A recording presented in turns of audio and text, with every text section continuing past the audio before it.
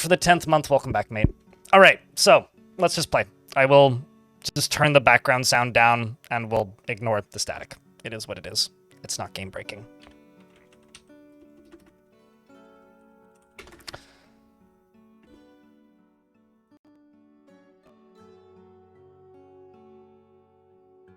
Good news, everybody! Me turning on the recording for the behind-the-scenes recording for the YouTube videos didn't crash OBS today like it did yesterday. Well, that's funny. So we're streaming on 2 platforms. We stream on Twitch and YouTube. Twitch pays the majority of the bills. The YouTube is just kind of advertising for the Twitch stream. If you're watching on the YouTube side of things, though, do leave a like on the stream because that's what tells YouTube that YouTube should promote it. And YouTube has decided that none of the stuff that I make is worth promoting, and I should be shrunk into a tiny corner ball where nobody sees my stuff anymore, and it's a little bit demoralizing. I'm also going to put in a algo goal for the YouTube streams, so don't worry about it. It's just there. Hopefully it tells YouTube that I care. And then on the Twitch side of things, thank you very much for tuning in, and thanks to those of you who have hats next to your name. This is a crowdfunded channel. I wouldn't be able to do this if it wasn't for people who subscribed with Prime, or through bits, or gifted subs, or subscribed traditionally. Because without you, I would not have this job. So thank you. Seriously.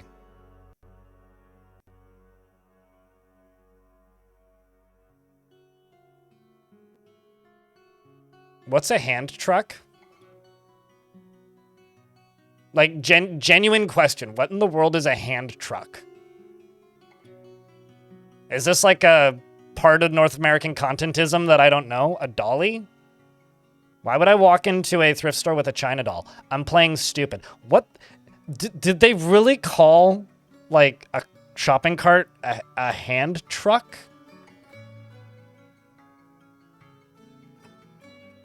What in the Ford Motor Company propaganda is that nonsense?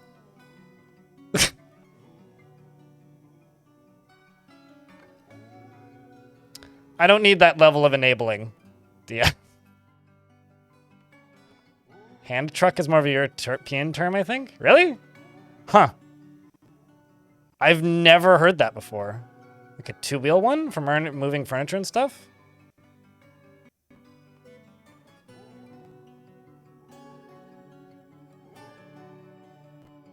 Hold on. I must Google this. This is a wild new term to me. Well, actually, I'm going to DuckDuckGo it. Hand truck. What the fuck is a hand truck? So literally just a dolly.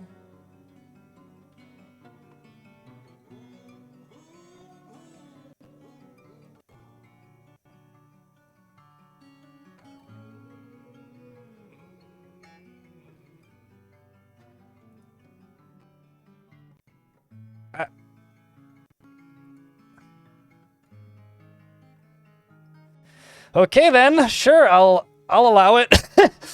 That's you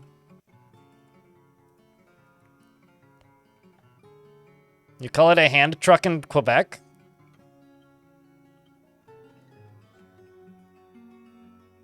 Huh. It's clearly not a British thing if the French are saying it. Valendrack. Like, clearly. It's clearly not that.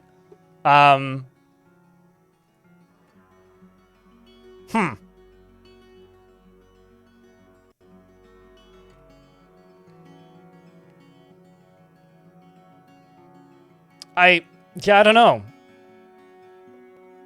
I can't, and I don't know.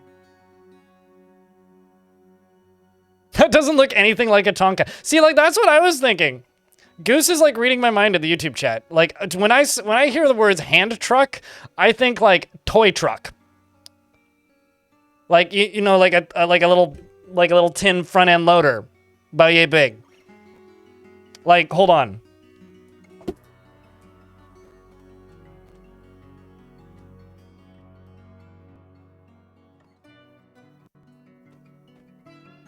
Like, sir, my green screen might wreck this. Yeah, it did. This is a hand truck. It's also a ghost hand truck, but, like, that's a hand truck. See, it's a truck what fit in your hand. I could turn off the green screen and you can see it better. But that's a hand truck. A hand-sized truck.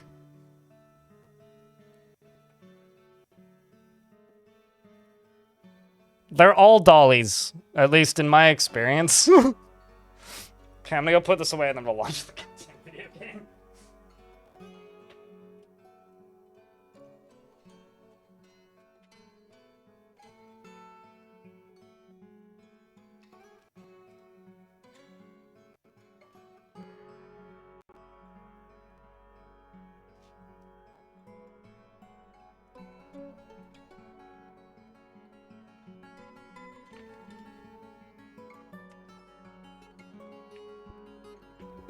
All right.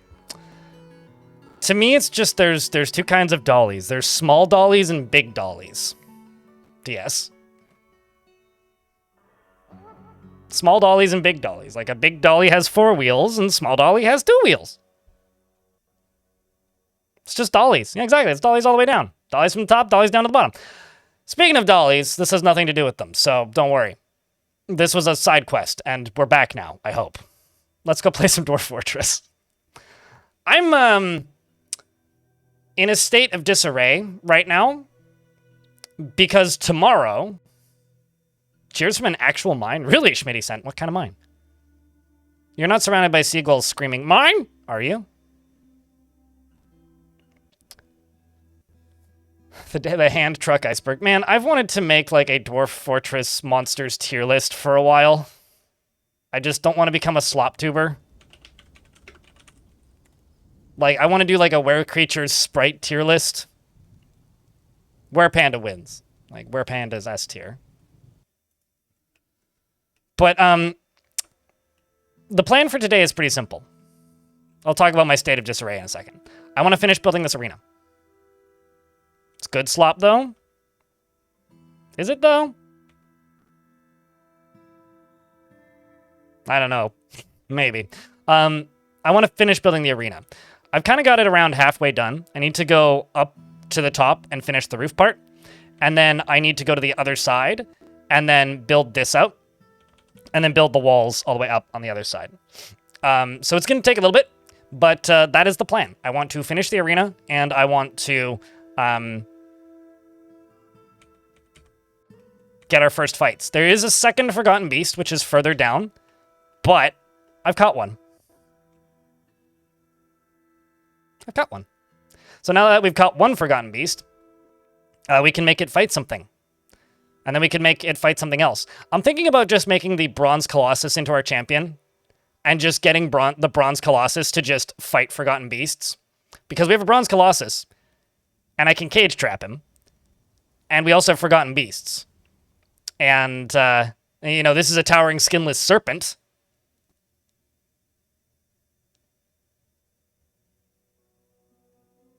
So and then my plan is, once we get the arena built, is I want to swap to adventure mode for a little bit. And once I swap to adventure mode for a little bit, I want to go and get me some healing potions so that when we get fleshy creatures fighting, I can heal them. As in, like, if I decide to make any dwarves fight in the arena, I could heal them with healing potions. So yeah, that's the fort currently. The named dwarves in the fort at this moment are Zostra, Nut Dealer, and Blazin, as well as Snail and Sweaty Poet. Bone Doll, and some otters, as well as Elith. And Raging Cave, our 2 vampires. We have Server Lord, Cricket, we have Kronos, we have Bear, Dwarf Lobster, Tiny, we also have Crab, and Clockwork Dragon. We got Bismuth, and Moreb, and Sly, as well as Puri, and Darius, Philly, Sven, Enter Bunny, Mina, Bootlegger, DeGasperi.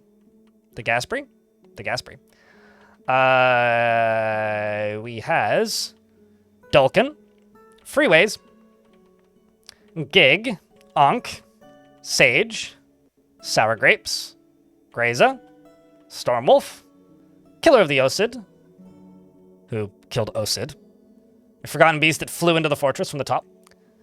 I'll get to that in a second, that new naming. Just say whether or not you'd like a beard or not. And Zoreza, Ice Blue, Romanoid, Lanix.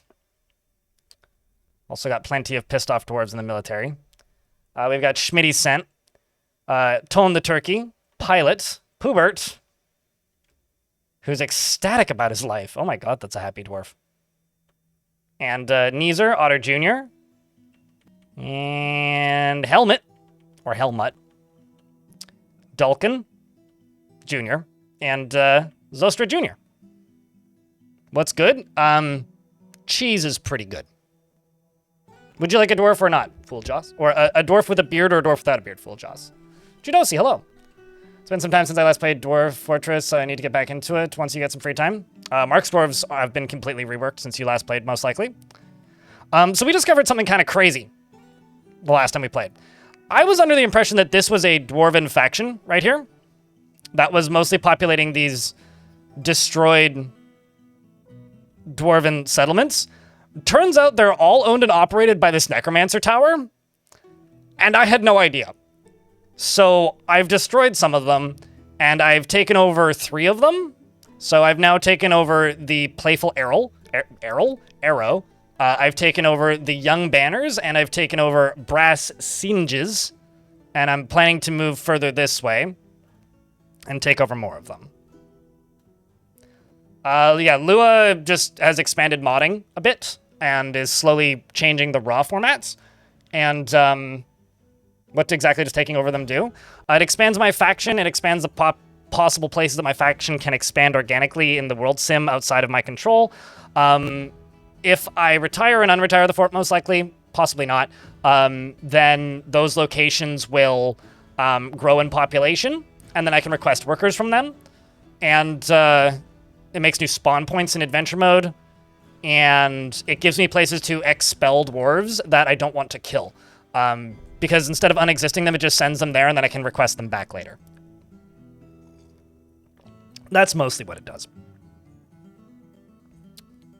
But yeah, it links their economy to me. I think it sometimes lets you reclaim those forts. Although it's been a while. But Fool Joss, would you like a dwarf with a beard or a dwarf without a beard?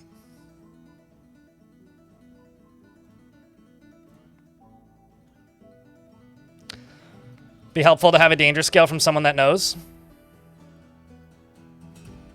Yeah, I guess. We could do like a Mega Beast tier list and like a monster tier list. I don't know. Maybe. We'll see. I'll think about it. I do have like some, what do you call it, partner anniversaries and things coming up. Which wouldn't be a terrible time. Since I'm not getting a response, I'm just going to give you the happiest dwarf that isn't named, which is a Lady Doctor. Fool Joss, Saberhaim, is often inflamed by hatred and develops negative feelings towards things, is always in love with somebody and easily develops positive feelings after giving birth to a girl, accepts favors without developing a sense of obligation, so she hates everybody equally. What that means, I guess. Without developing a sense of obligation, preferring to act as the current situation demands, doesn't tend to hold on to grievances, and isn't given to flights of fancy. Finds helping others emotionally rewarding, and is very humble, occasionally overindulges, and is not particularly interested in what others think of her. She has a greedy streak and generally acts with a narrow focus on the current activity, tends to make a small mess with her own possessions, and likes a little excitement now and then. She's often... Where was that? Make a mess with her own possessions and likes a little excitement now and then. She is conflicted by this because she considers tranquility preferable to tumult conceptually. She begins to stammer when she's exasperated and needs alcohol to get through the working day. Dreams of crafting a masterwork someday, and dreams of creating a great work of art. Personally believes little is better in life than a good party. Would never operate in... would have the world operate in complete harmony without the least bit of strife or disorder. Views tranquility as one of the highest ideals, and does not respect the law, values family, and does not care about fairness. Is married to Moreb, and has 2 children. Welcome to the fort. Also, chat room, before we dive in any deeper, I would like to just quickly run through something.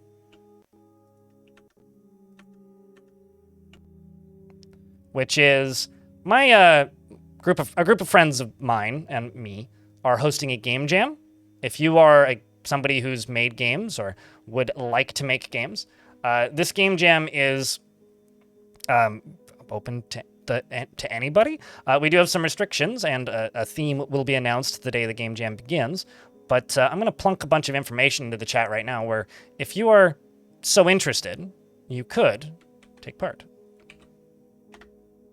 There's a Discord which has rooms specifically for it, as well as a link to the game jam itself on itch. If that's something that interests you, maybe take a look.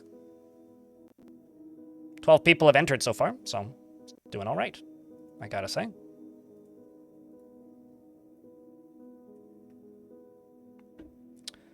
And if you want a group to work on a thing as a team, there's information on that Discord. And the last thing I want to say about that before I unpause the game fully is the rewards that we do for that game jam is we'll stream the games. Because it's me and a bunch of streamers that are running this. So, for the fort, the goal for this fortress is to essentially take over this entire map and make monsters fight. Because this entire faction here is all zombified and run by necromancers, we've started getting attacked by intelligent undead and unintelligent undead. I've had 2 sieges now, and they've been rapidly growing. The first one was pretty small. The second one was pretty medium size. Little concerned about what the third one will be. The first one that attacked us was, like, not really a concern as to, like, how threatening they were. The second one had a whole bunch of intelligent undead as part of the siege and was actually kind of a threat. So, little bit concerned about whatever they do to us next, but also kind of looking forward to it because it should be fun. So yeah, this fortress has gone from being, like, kind of chill to, like, kind of stressful pretty rapidly. And, yeah, that's where we're currently at. We are hoping to be able to survive against those sieges, and I would like to retire this fortress and do an adventurer. That will probably happen today unless things go absolutely haywire. But assuming things go according to plan, which is I would like to work on this arena, and get the arena ready for things to fight, we should be good. No, I'm using the monsters I keep to fight other monsters. That is the plan, is to make them fight other monsters. I don't... Well, I guess you could call that defenses. But the plan isn't to... The plan isn't to use them as defenses. The plan is to make them fight each other.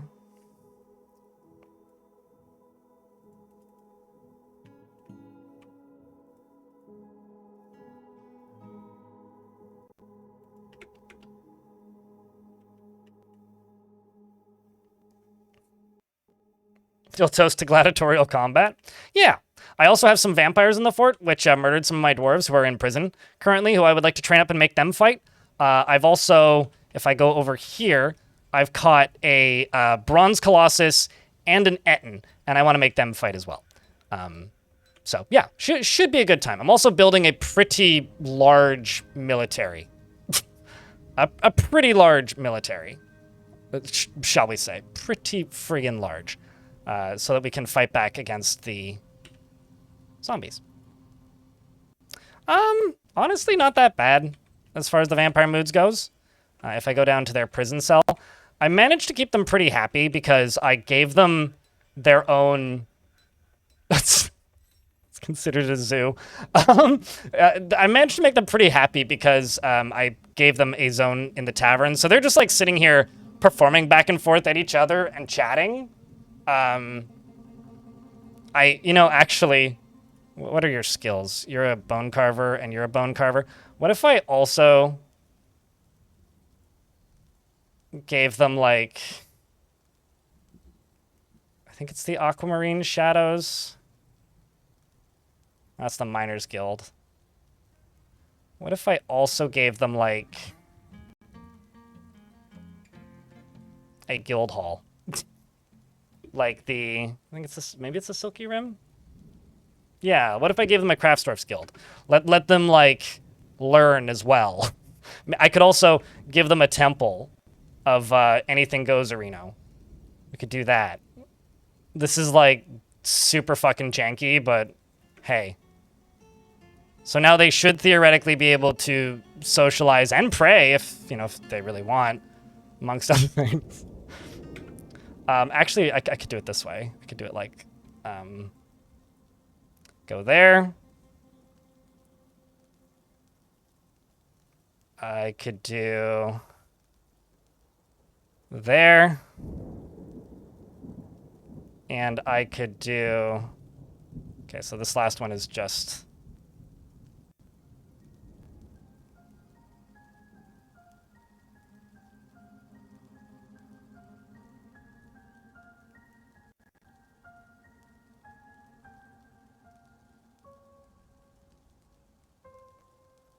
Okay, so this is now the tavern on and also I could probably just get rid of the dungeon because they're not even in the dungeon anymore technically. So now they have the geared meal, which is the tavern. They've got the Silky Rim, which is a Craftsdwarf's Guild, and they have a temple. Once they're done reciting and listening to poetry. I mean, how good are you at poetry these days? Probably pretty good, right? Legendary speaker? Yeah. I'm kind of amazed when neither of them have been elected for anything.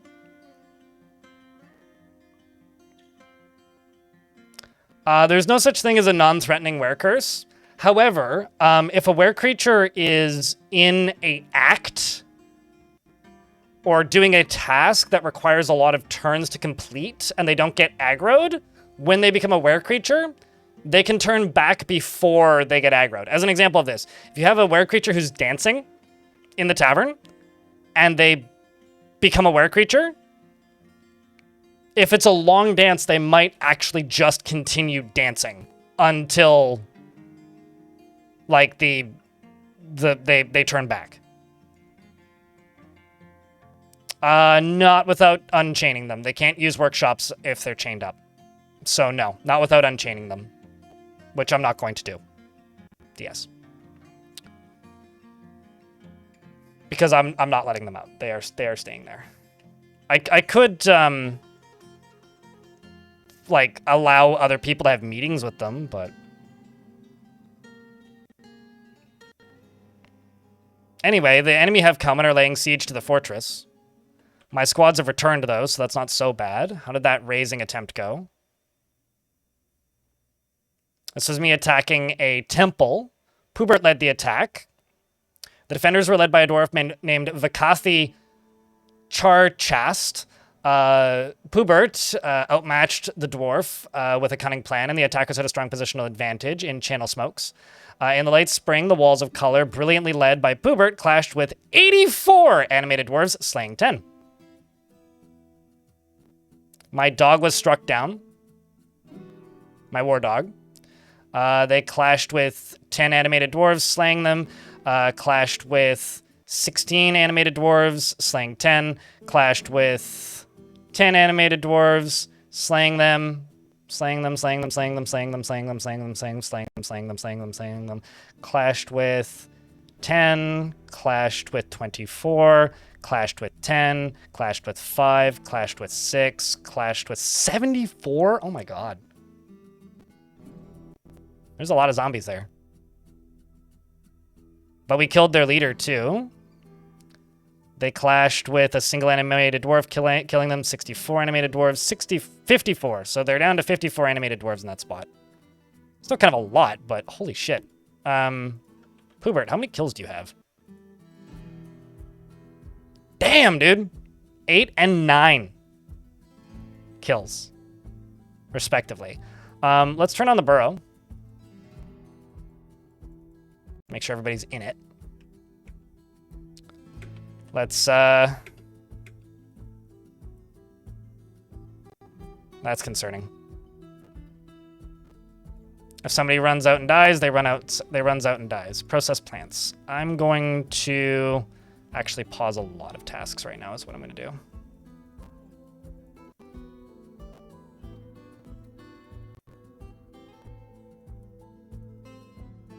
Because odds are pretty good that there's just plants sitting outside that they're going for.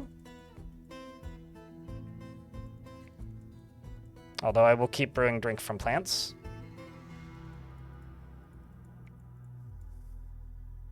These are all jobs I gotta pause before they get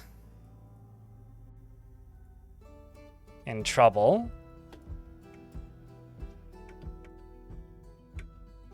Okay, so where is this actual siege? Oh.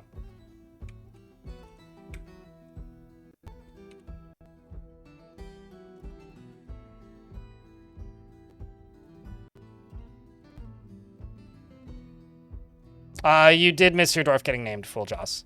They are a lady Dr. Dwarf who's married to Moreb and has 2 children. Is kind of an asshole, but, like, I kind of respect them. They don't care about the law, if that matters to you. But they are one of my doctors. So it kind of appears that whomever that threatening enemy army was just arrived and left. So it's probably just more things discovering us. Oh, shit, never mind. It's actually the necromancers coming here to fuck with us. So I nicknamed these necromancers the last time they were here because they were funny sounding. Specifically, we've got Brush Orbs, who I named Orbit, and her husband Bustin, because his name is One Bust, so I named him Bustin. He's creator of Pillars, Suddenly the Past Can Say, which is clearly a book, and also is invisible right now. I'm gonna send the military right here, and maybe, just maybe, we'll have an opportunity to fight them. Although there's an ad break in progress, but I'll pause if anything exciting starts happening.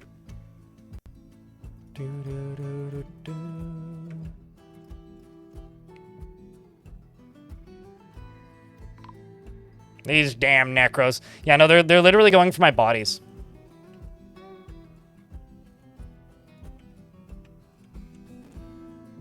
So my militia is actually close, which means we may have some fun in a second here.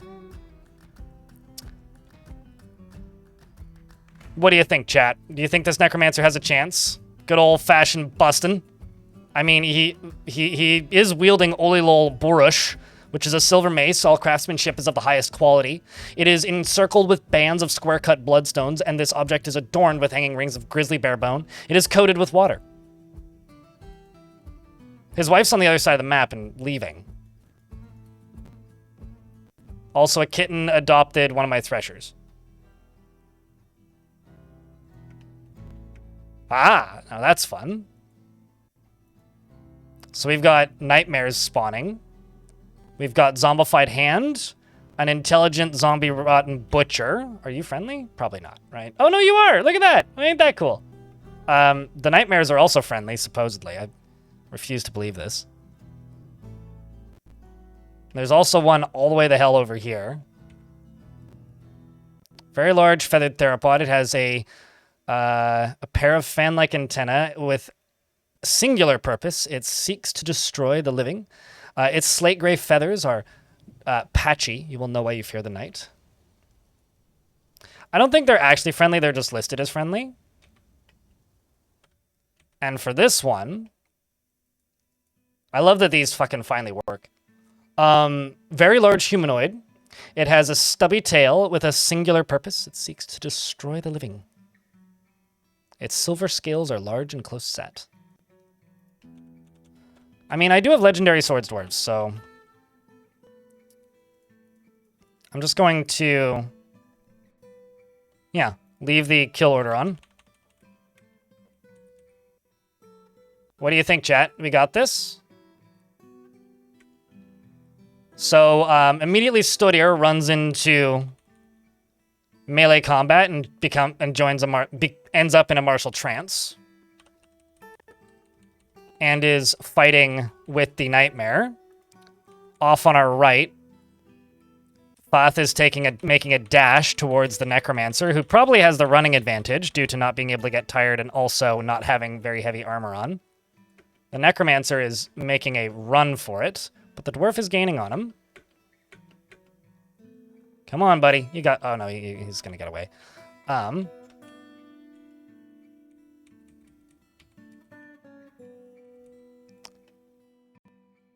It seems that Onuul here, or Stodier here, has killed a nightmare. In fact, he killed it by kicking it in the head, which bruised the brain. Paul Harvey, thanks for the 30-second month chat. Thank you very much for watching the stream and helping keep the channel funded. Can I get a round of beers on behalf of Paul?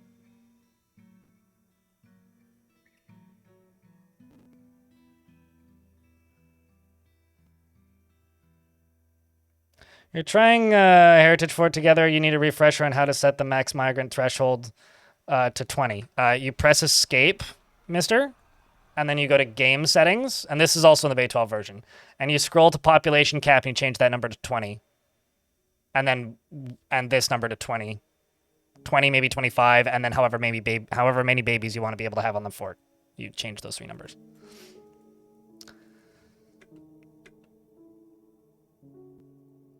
Okay, so since I'm presuming that necromancer is escaping, we've got bolts coming flying in, Romanoids coming in for the assistance, and puts down the 3 zombies very quickly without getting any injuries, which is good.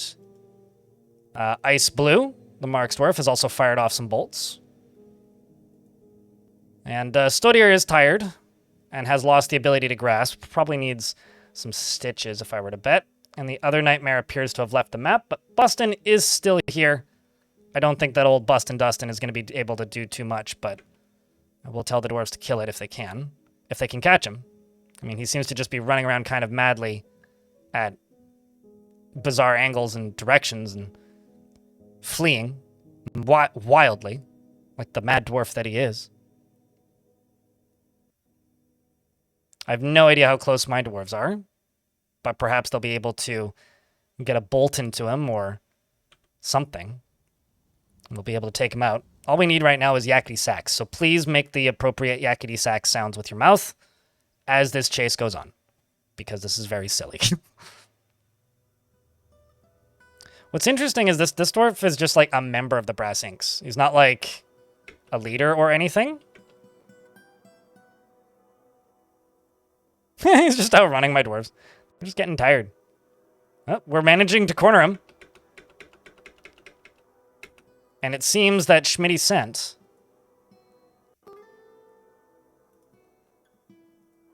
Was it you that got the kill? No. Who else got him? Oh, I see. There were several dwarves here. Logan.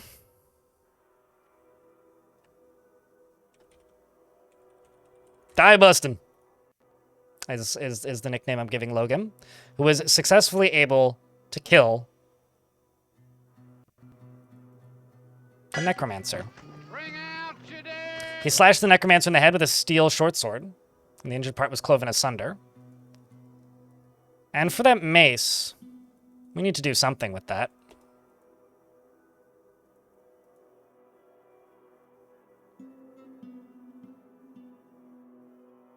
We need to do something with that. I'm also going to turn off the burrow so that we can recover wounded.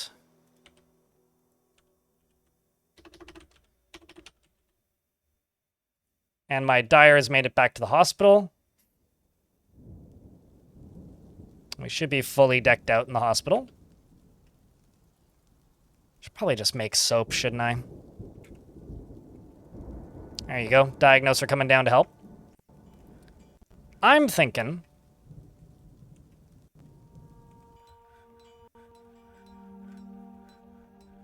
I'm just going to put a pedestal, like, right here.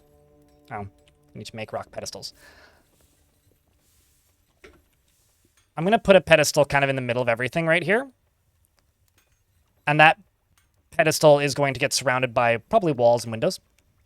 And I might make this into another dining hall anyway. But that pedestal is going to be the memorial for that necromancer.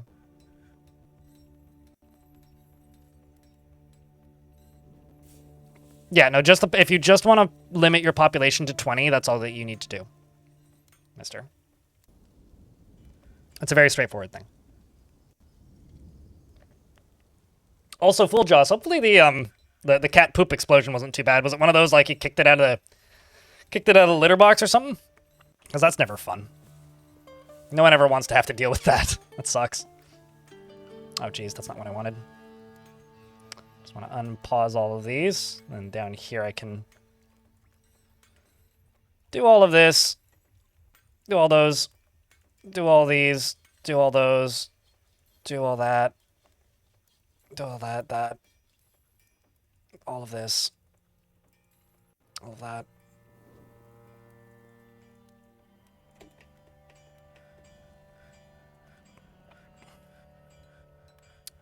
Okay, so the next thing I think I'm going to do is I'm just going to make soap.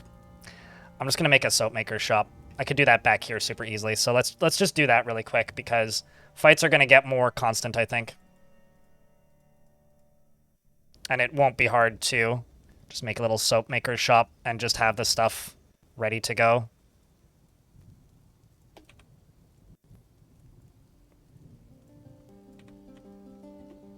Let's just do marble.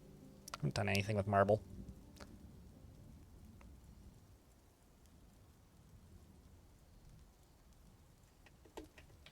I'm also just going to throw some more beds in this hospital because I have them and might as well. Let's stick to the higher value, nicer ones.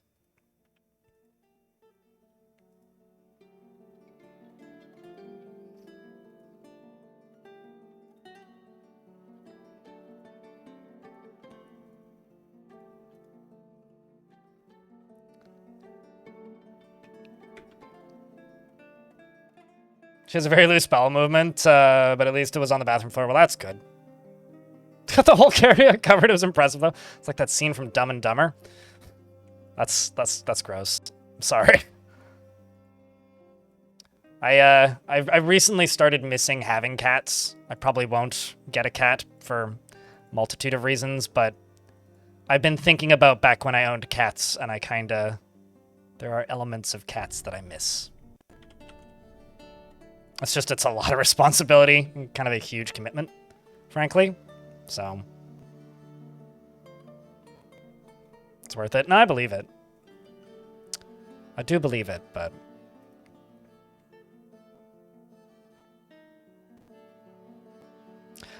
Mister, if you haven't played the game in a very long time in YouTube chat, go through the options pretty closely because there's a lot of things that used to require you opening up init files and stuff that are just in the game options now.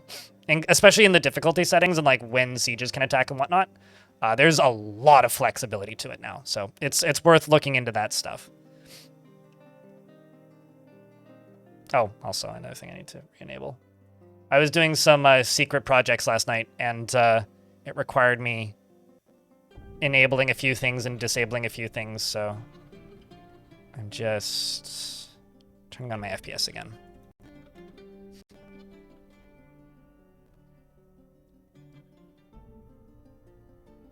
Yes, diamond, absolutely.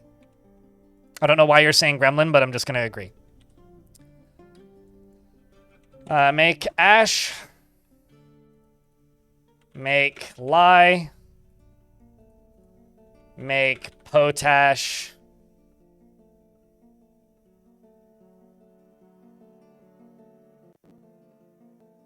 Wait, no, I don't need it. Potash. I just need to make ash, make lye, soap from tallow. That's all I need to do. For some reason, I always think I need to make potash. So let's just do 200, 200, and 200.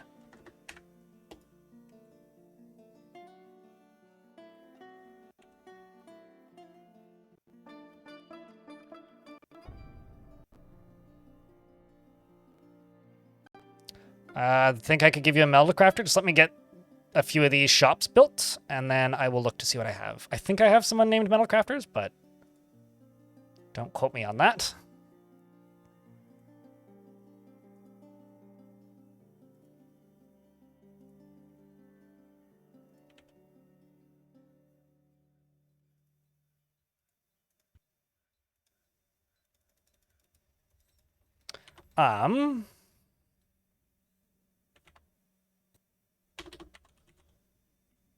I have one metalsmith. Or one unnamed metal crafter. She's very happy, though. So you're welcome to have her if you like it.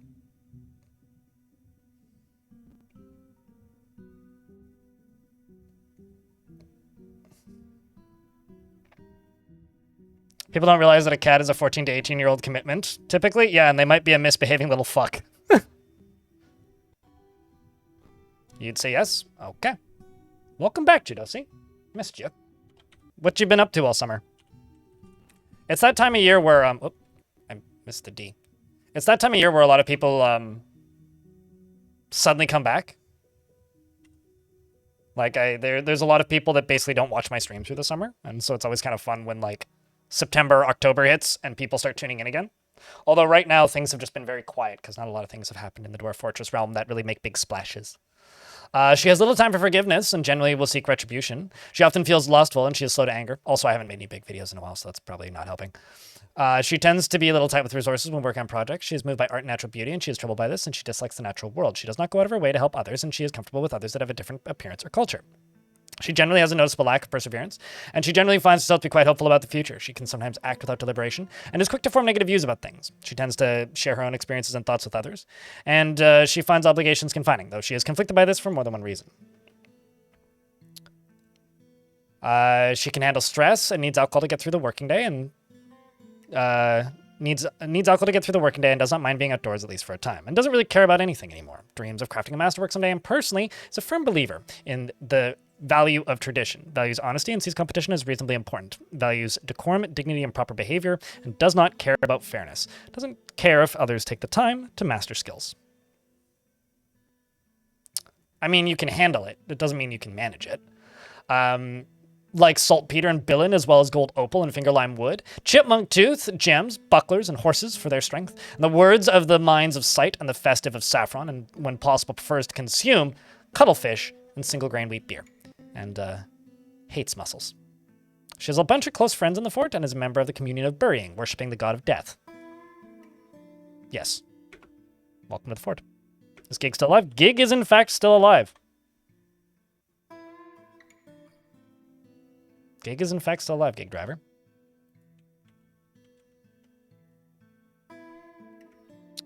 If they don't require alcohol to get through the working day, they're not a dwarf. Like, straight up, they're a different species.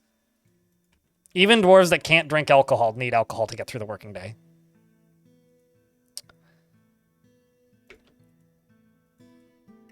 Like, ability to grasp lost. So, Studier. What squad are you in? I've got bad news for you, Dwarf. I must remove you from the military.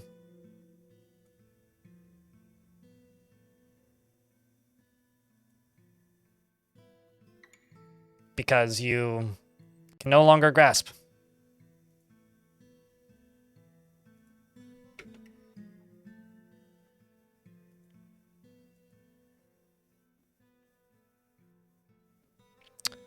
Which means this is one of those dwarves that I will need to permit to, you know... Oh, never mind. Somewhat impaired. Well, that's good. So he is healing, actually.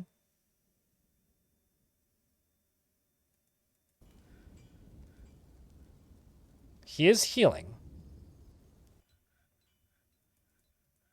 I mean, he did kill the nightmare.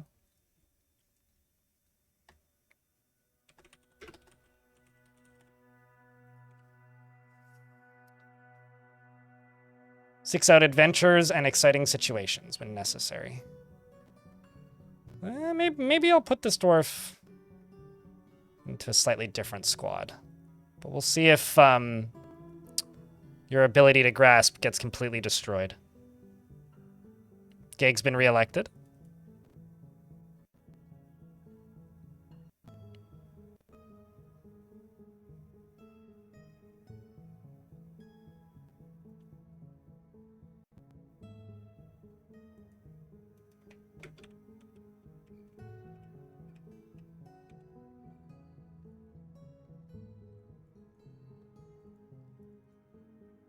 Let's do that. And this.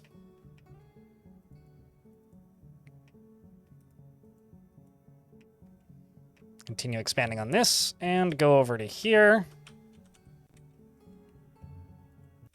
Those are getting constructed and constructed. I'm gonna go... that. And... that. Let's also go flooring.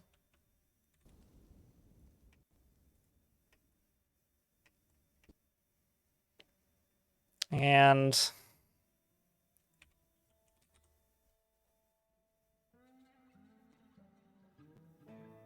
limestone down here.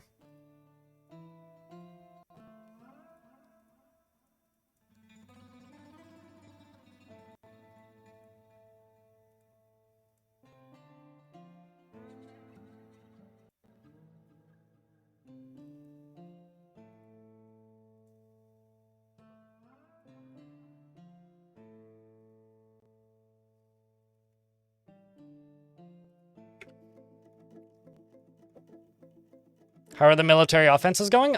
We just had to fight off some necromancers and their nightmares, and we killed them, or we killed one of them and their nightmare. And I'm going to put their mace on display up here. So that happened. So I'm sure that that's gonna, like, you know, trigger vengeance from all of the remaining monsters. If you type in exclamation point tickets, you'll see how many you have. Judosi? That'll tell you how many you have, and then you'll know how many you can invest. It's all good. Okay, so let's do this, and then mace. Yeah, Ollie Burish. That.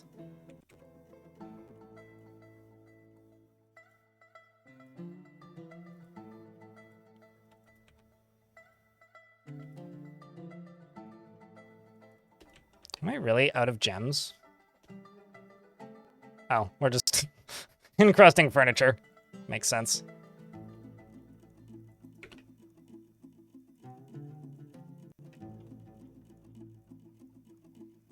So I'm just constantly encrusting stuff. There you go. Get those done. And those done.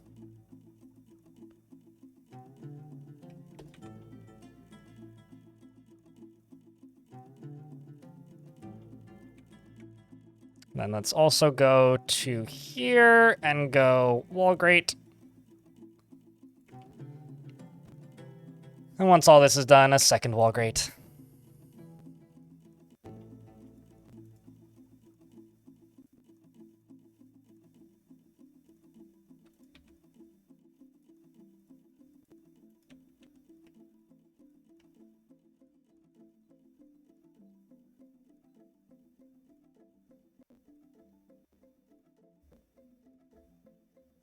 It never goes down or counts.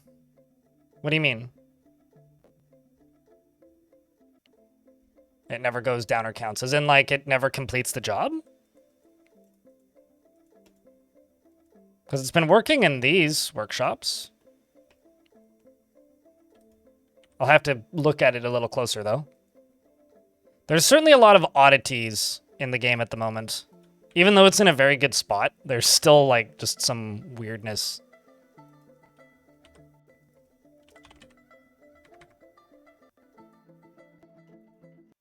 Oh, there it is. Perfect.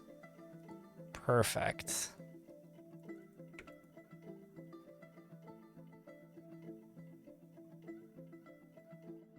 But yeah, I'll have to keep a closer eye on it and see if I'm getting the same thing.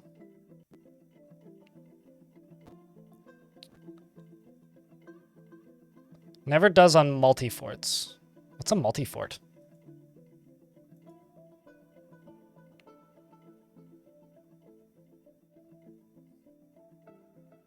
Like, genuinely, I don't know what that word means.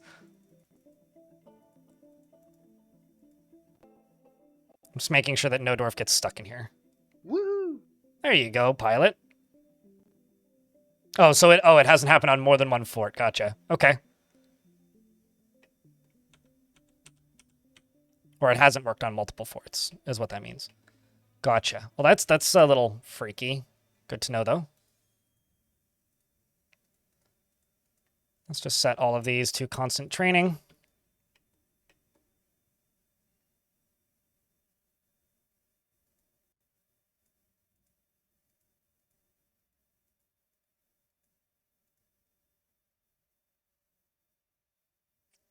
I'm gonna set Stodier Dark Dreamer up as another Marks dwarf.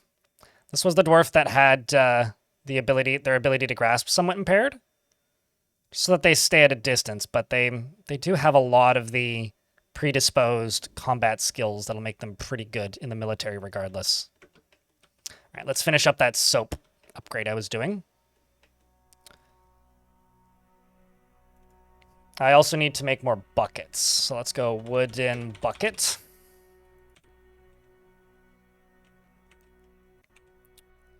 And let's just make more than we have. 25, we'll do that. And then I'm gonna go, I just forget where the soap maker shop is. There it is.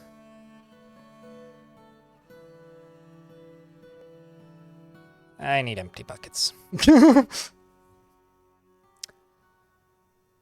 Hafler, thank you very much for the Prime for a 3rd month. Welcome back, dude. Appreciate you greatly. Thanks for helping keep the channel funded. 1 Prime sub at a time. Hey, Cellstars, how are you today? Honestly, like, it's incremental improvements, and then, like, there's always a few reductions whenever there's incremental improvements to Dwarf Fortress, which I agree with everybody who has this sentiment, which is it can be frustrating at times. However, it almost always ends with things being so much better in the long run that, like, I'm willing to tolerate the incremental annoyance for whatever that's worth. Just gonna place a bunch of these because I just got a ton of them sitting around. Also, let's throw in some doors.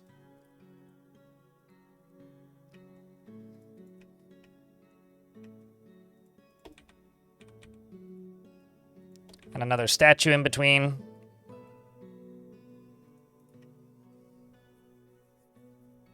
Just cleaning up this stockpile a little bit, freeing up some space. Making buckets over here. Pretty rapid clip, actually.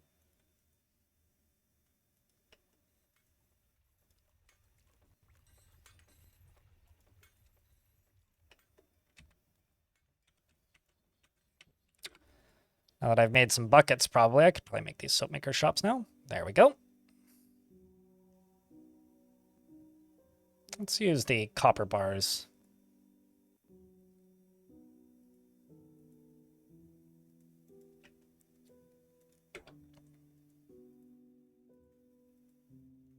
And then this will just be bars and blocks, other materials, ash, and soap is what I'm going to put in here.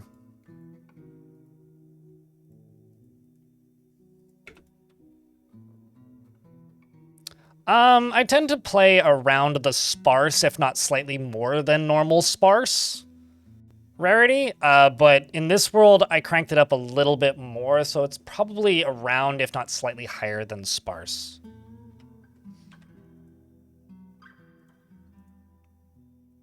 But that's generally around where I play.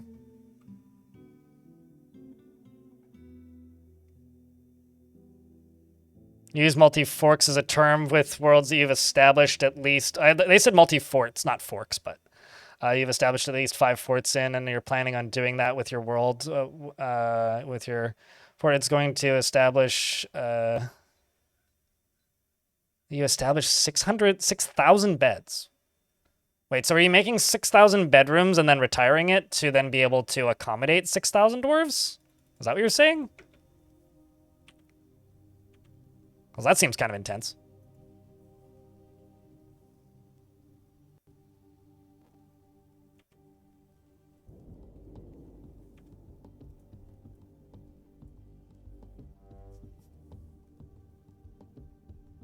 Some of these dwarves, I think, just need... Yeah, okay. Some of these dwarves just need breastplates.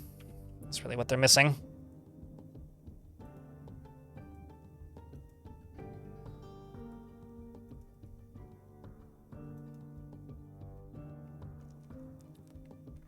Chat, what mineral scarcity do you tend to play on?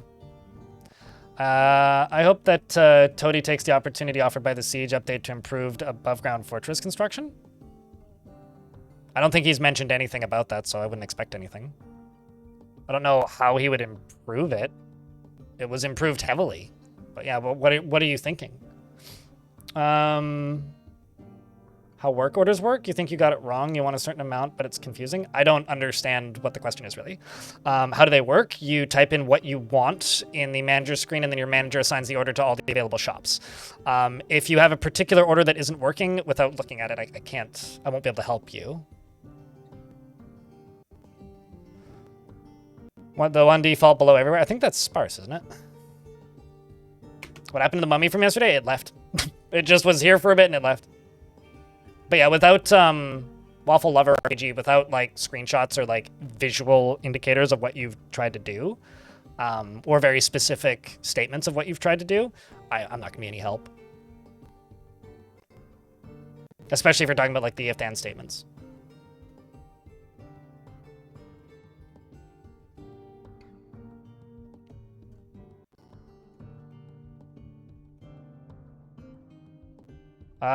You're trying to have a certain amount of alcohol using orders, but you're kind of slow. Wait, is that you in the YouTube chat and the Twitch chat? I mean, I don't know if I can help you out. Literally all I do is this. Just restart seasonally. Just make alcohol, restart seasonally. Although actually I think I might do that quarterly now because I kind of need more alcohol more consistently. But I just approximately what they drink and then I just repeat it. Like that's the really easy way to do it. The other way that you could do it, I don't know if you're in an ad now, you might be in an ad now, is just say if the amount of drinks is less than, so if you have less than 50 drinks, make 100 drinks. If you have less than 100 drinks, make 200 drinks or whatever. It's pretty straightforward. I would honestly just set it to repeat seasonally and don't worry about the cancellations. Just make sure you have enough barrels.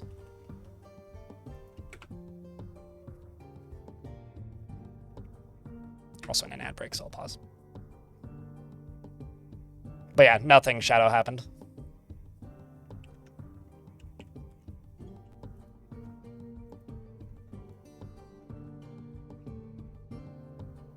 Unfortunately, I was kind of hoping it would do something or like attack me or or ask to join even, but no, it just vamoosed.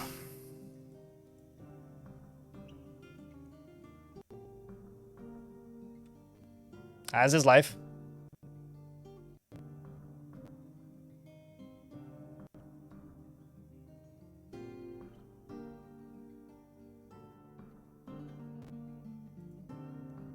Hey chat, can I get a round of beers? I hate staring at XDs. It just makes me feel like I'm losing brain cells at the speed that I create them, which is very slow these days because I'm an adult.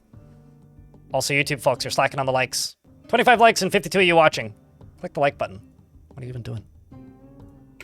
What about XD? It makes me feel like I'm losing brain cells faster than I can create them. It makes me feel stupid when I read it. All right, we've now created soap. Let's get back to the arena.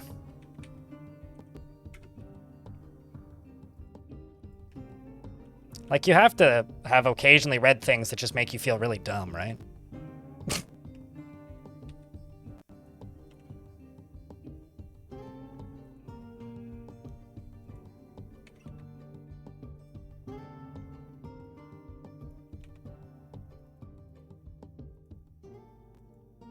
Let's actually go one further than this. And also this. Oops.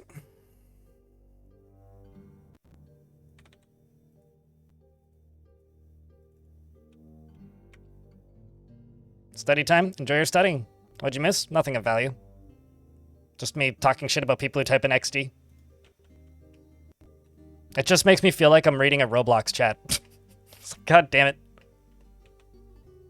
We are regressing.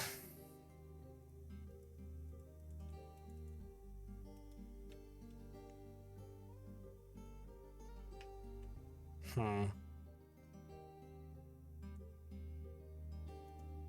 much laminite do I have?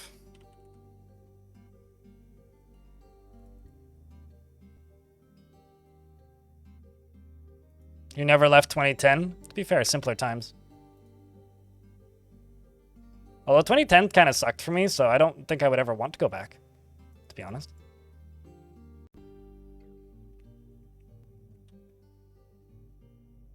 Oh no, they're doing it again. Yeah, well,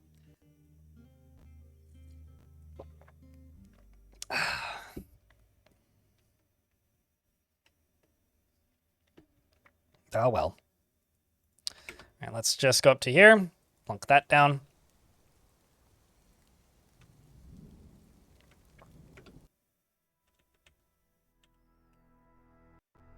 And this is me slowly building my arena.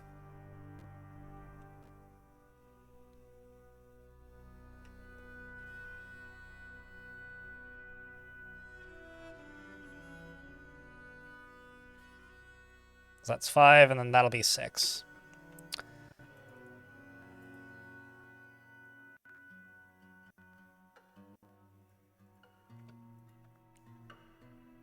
Anyway, if you keep doing that, one of two things is going to happen. Thing number 1, I just stop reading what you say and ignore you. Thing number 2, I time you out. So, I mean, you live your life, mate. It's not directly a threat, but it is kind of like a... I value when people chat in my chat. It's nice to have people to talk to. But if I don't want to read what you're saying because you just make me feel stupid, I'm not going to talk too much. That's all it really is.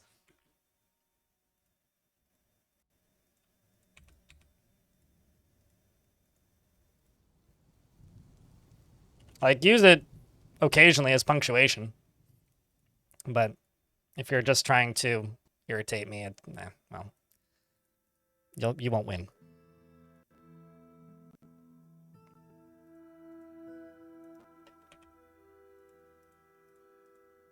It's your call, bud.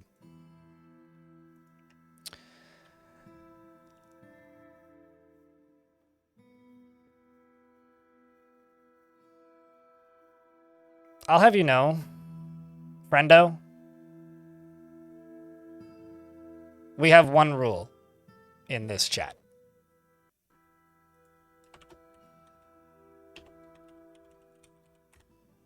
Lamau.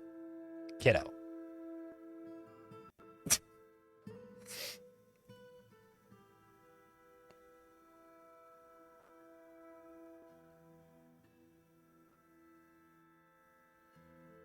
If dwarves have scaffolding item that worked like a step ladder and allowed dwarves to build directly above themselves, would completely change how the game's building works mechanically. I'd be curious to see how that would function, but I very much doubt you're going to see anything like that. I mean, it would be neat, but I wouldn't expect it. Just because, like, I think that that's kind of out of the scope of this update. Or series of updates. What does the stepladder do? It allows dwarves to climb in and out of trees. But yeah, if your goal is to be annoying on purpose, do everybody on Earth a favor and just go watch a different stream. If I go down to here, this is where my livestock live. I have several zones, and one of them is this gather fruit zone. This button here, gather fruit in trees, just above this zone requires a step ladder. So a dwarf will bring a step ladder down here and then climb into the tree, gather the fruit, and then put it back. I'm perfectly relaxed. There's nobody here that isn't relaxed. I'm just simply stating how it is. You can say, okay. Or keep up with this strange telling me to relax vibe, which I'm not fully catching.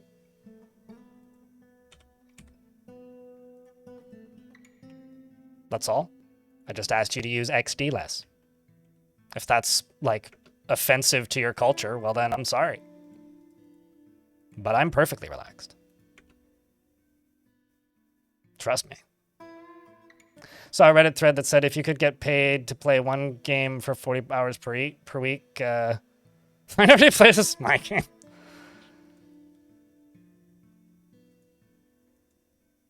I mean, I don't... If streaming wasn't my job, I don't know if I would want to take that deal. To be honest.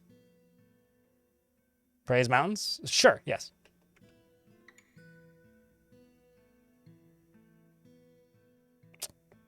That's in your... How do I put this? That is entirely up to you in regards to moving on from this topic. You're the one perpetuating it.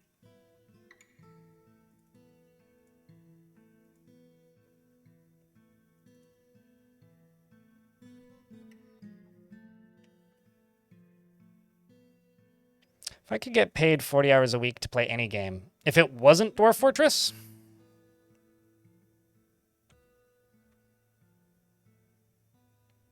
it'd probably be one of the Civs.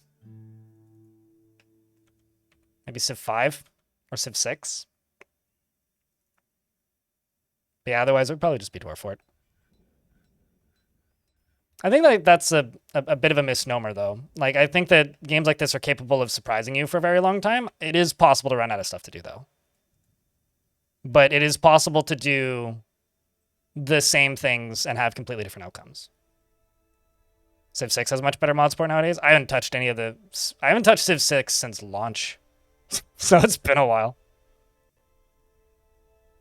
I've played more Civ 5, so...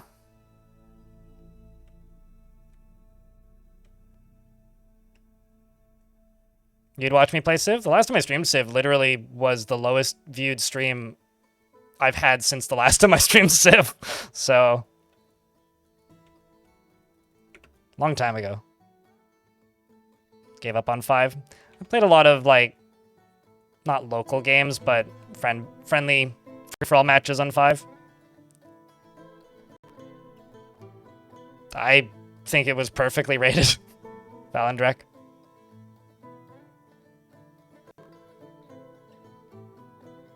I always wanted Civ Rev for, I think, the DS.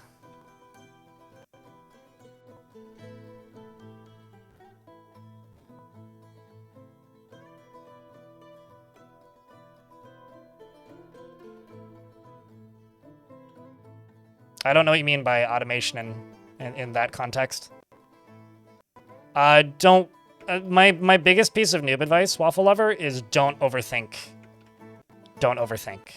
Dwarf Fortress is very easy to overthink, and a lot of people overthink.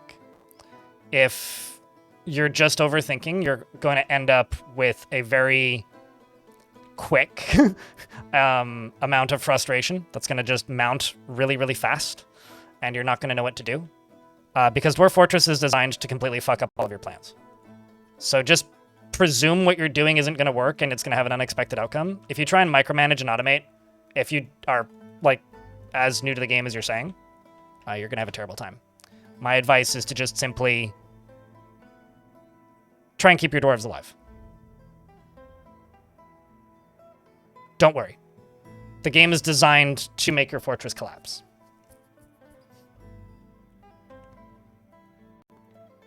Don't worry about playing optimally until you have self-sustaining fortresses, because it's almost impossible to play optimally, even for people who obsess over it. Because that's just how the game is built.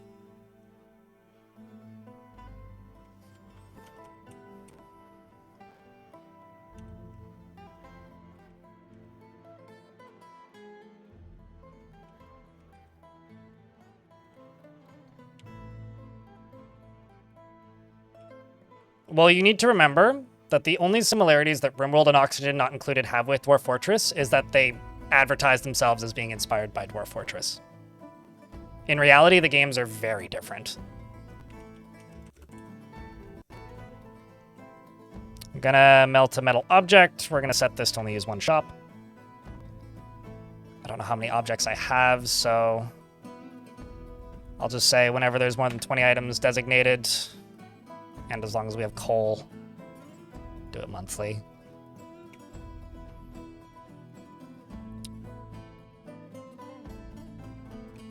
They literally marketed it in the early days as their Dwarf Fortress-inspired physics science game. So, yes.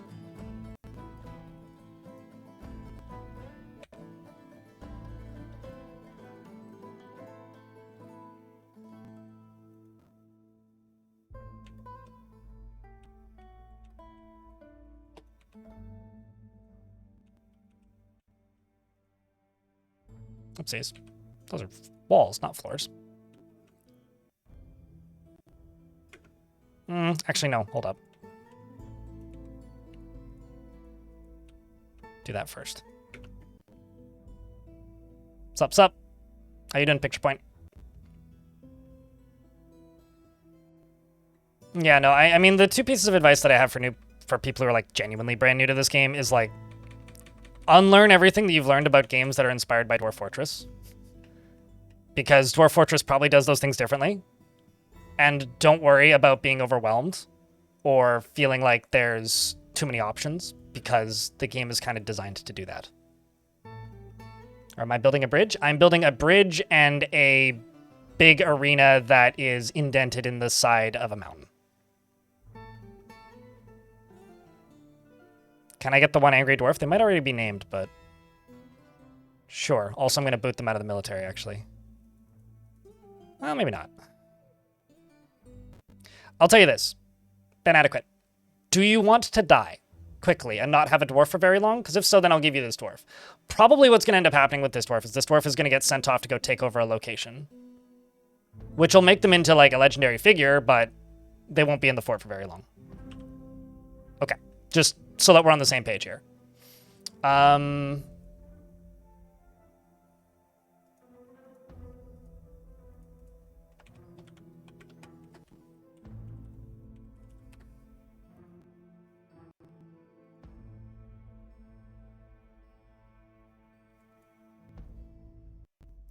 He is obsessed with order and structure in his own life, with everything kept in its proper place. He presents himself modestly and frowns on flashy accoutrements. He is prone to hatreds and often develops negative feelings. He tends to think before acting, and he often acts with compassion. He is conflicted by this, as he sees these tendencies as an impotent on the quest for power. He tends to consider what others think of him and doesn't focus on material goods. He tends to not reveal personal information, is somewhat uncomfortable around those that appear unusual or live differently from himself, and he needs alcohol to get through the working day and does not mind being outdoors, at least for a time. He doesn't really care about anything anymore. He dreams of creating a great work of art and personally believes that the acquisition of power over others is the ideal goal of life and worthy of the highest respect. He does not respect a society that settle into harmony without debate and strife, and disregards tradition. You've killed a total of 4 dwarves. They may or may not be zombied. He likes tin, glaze, amber, opal, as well as cotton paper, cotton chestnut, and squares, and earrings, and swordfish, and for their sharp snout, and when possible prefers to consume pig cheese and passion fruit wine. I want to kill a swordfish in adventure mode now and use it as a weapon.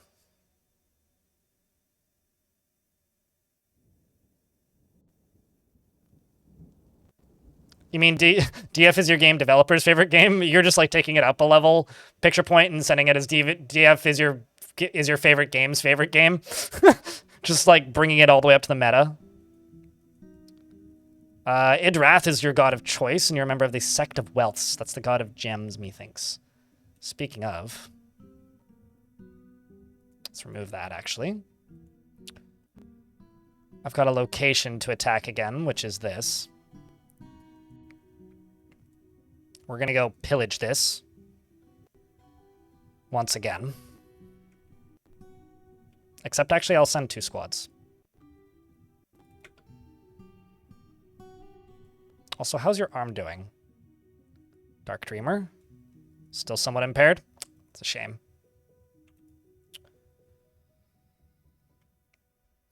I mean, I agree with that. Well, it's a flawed masterpiece is what I would describe it as. But it's a flawed masterpiece with a lot to love, that's for sure. You can do what? Valandrek?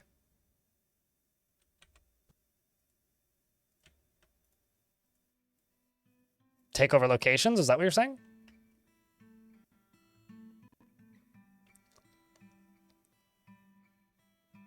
Use a swordfish as a weapon? I mean, in theory, yeah. I mean, in adventure mode, you can wield anything that you can pick up. If you can pick it up, you can wield it as a weapon. So, yes. Will it be good? No. But you can.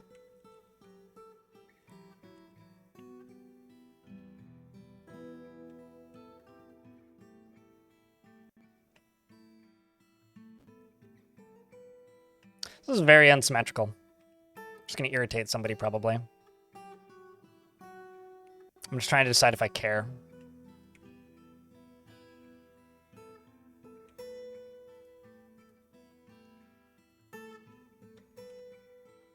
Because my plan is to kind of just go straight across like this. And just kind of have this as like a flat side. Yeah, we'll do it that way.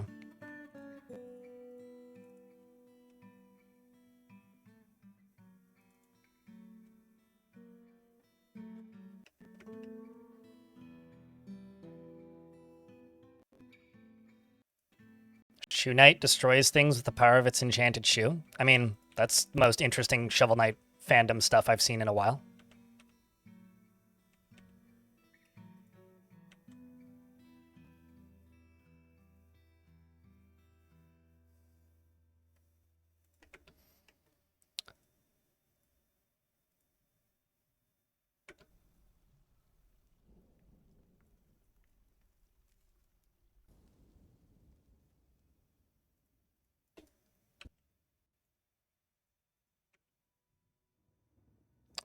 Got a whole lot of turkeys growing up. A lot of cloth has been dyed.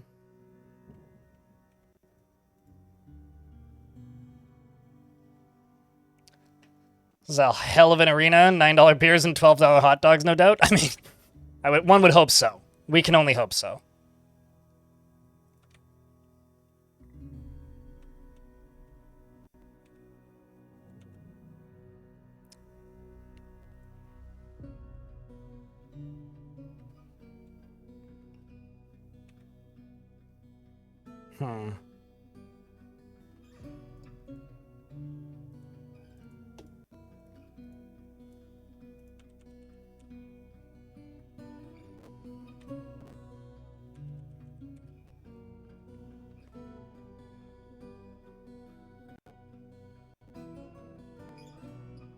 Everyone else's standing room?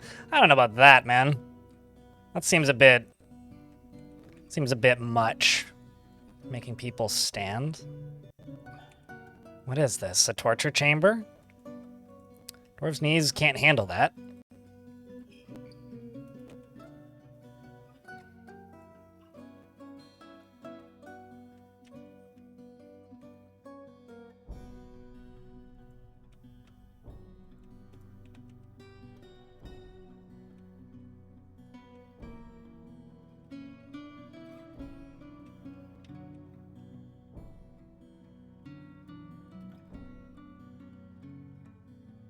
Thought dwarves in this game don't have knees? Yeah, technically they just have upper and lower legs. You're not actually wrong. They're just kind of flat.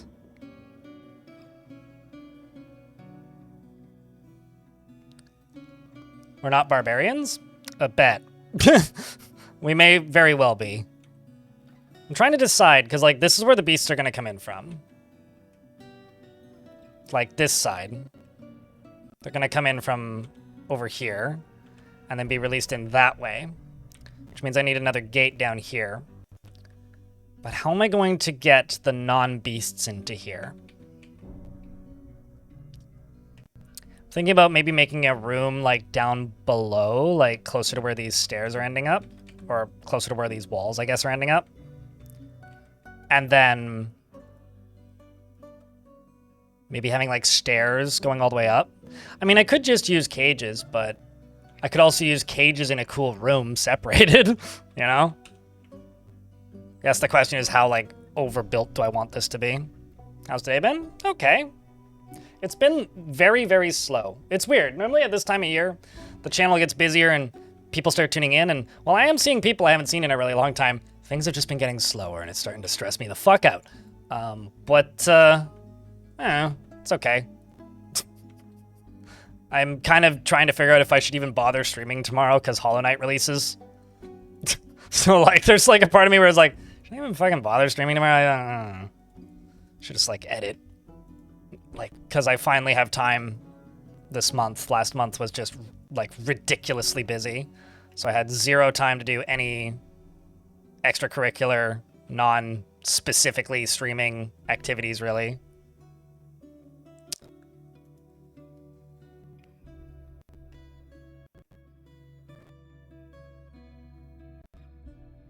I, for one, don't care about Silksong. Yeah, well. a lot of people don't care about Dwarf Fort as much as other things, so I don't know. I'm in a weird spot right now. I don't really know what I should be doing.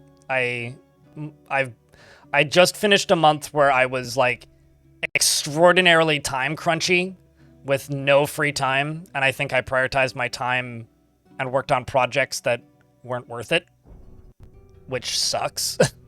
So now I'm like kind of trying to figure out how to like recalibrate and get balls rolling again, and it's difficult.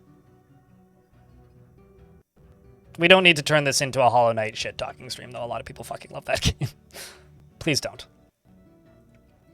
We're better than that, chat. So yeah, I don't know. I'm just kind of in a weird spot right now. Zavi asked how the day is going. That's how the day is going. A little bit of a weird day right now. Little bit of a weird day.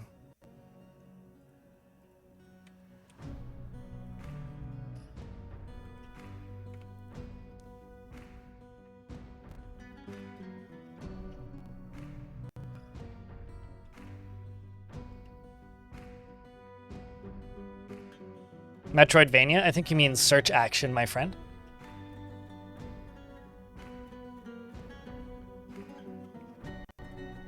That's a very late hour of the day to get out of bed.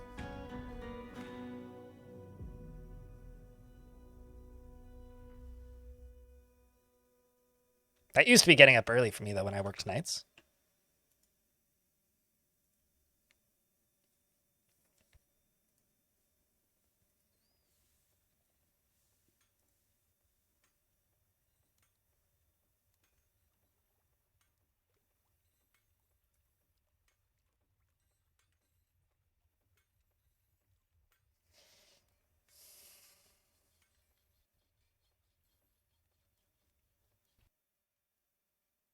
Yeah, I feel like a lot of games that self-identify as search action or Metroidvania games these days are actually just run-based. Grind progression games. Which kind of sucks. Alright, well...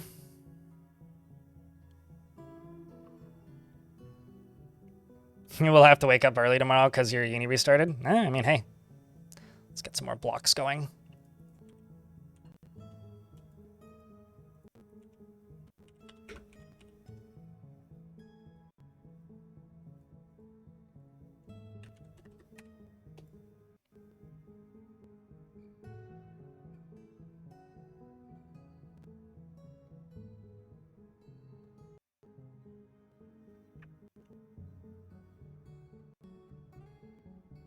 Same with any game you die a lot being called a roguelike, or everything being called a Souls-like, when most Souls games, including Souls games, are just action-adventure games.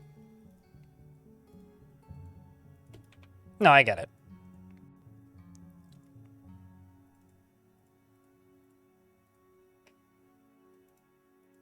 I get it.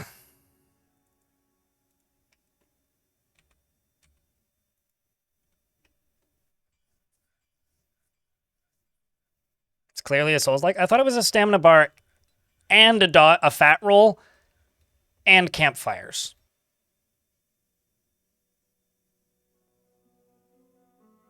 I'm going to make Forgotten Beasts fight other things. I've caught one Forgotten Beast. I could catch a second one. Haven't gone out of my way to do so, though. I'll send the squads out to go attack some... Oh, did they come back? Yeah, they did. See how that fight went. This is me attacking that temple again. Poobert's still leading the squad. And he's got a cunning plan. And the colorless armors was led by Romanoid. Clashed with 44 animated dwarves. Poobert had a cunning plan as well, so because it's 2 total squads, right? So Poobert's squad clashed with 34 animated dwarves, slaying 10. Otost Wadlands was killed by Schmitty Scent. They clashed with 24 dwarves, slaying 10. They clashed with 14 dwarves, slaying 10. They clashed with 4 dwarves, slaying them. They looted stuff. And the world without the monastery was looted, and we also looted treasure. What did we get for treasure? A chest, a bucket, a bag, a splint, a buckler made of steel, a training axe, ew, a crutch, an eagle bone ring, a bronze buckler, bronze mace, pearwood crutch, jaguar leather backpack, sheep's wool bag, a large jelly opal, a diorite dye, and 1 hornblende altar, and a llama wool yarn. And a piece of yarn! Gotta grab that for good measure. All right, so this is now the realm of the Hazy Hammers, and we're gonna try and conquer and occupy it. And I'm going to set Ben to do that. Actually, who is the most upset dwarf right now? Yeah, it's Ben.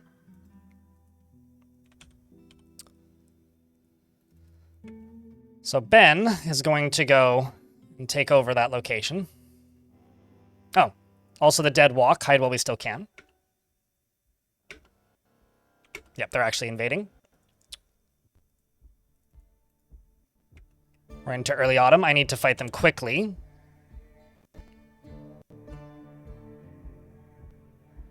The reason I need to fight them quickly is because if I don't...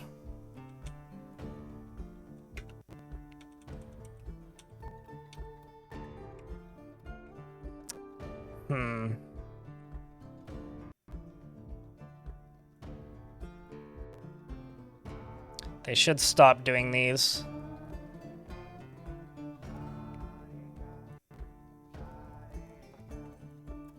When I click these. Oops, maybe not those, but...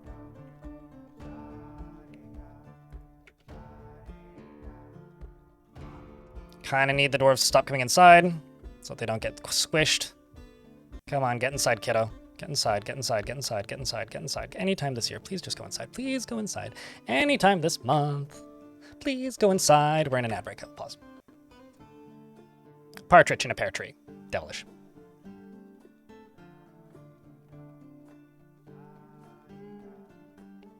It's not a long task, so it'll be done sooner than later, Bioactive. How you doing today, Rolf? It's good to see you, mate. But yeah, odds are pretty good. I'll probably stream tomorrow and then take Friday off and just pluck away at the next big video, because the sooner I get it done, the better. Is honestly my plan. And then I have an idea for something that I can probably make pretty quickly after the next big video. But I'm about 10 minutes into the next big video, and to give you an idea, a minute of video for those full fort movies is about an hour of work. Sometimes a little less, sometimes a little more. Gotta just lock myself in the editing chamber. Which is why I need them to get 100,000 views to be worth making. Ben adequate. At least for me to make enough money that they're worth making. At least the video on its own. They obviously help the other channels and such. Outside of that. I love it when, like, I'm informed by Twitch that I'm halfway to making my goal. Okay, yeah, I need to pause these. When the reason I'm halfway is because somebody unsubscribed. It's like a subscription ended. It's like, you're 50% of the way to your subscriber goal on Twitch. And I'm like, that's definitely because somebody's sub just ran out. So I just moved back down to 50% again. Which is always funny when that happens. Is this the beatboxing one? It has beatboxing in it. I mean, I've shown the first minute and a half of it. But I've got like 17 hours of footage left to cut.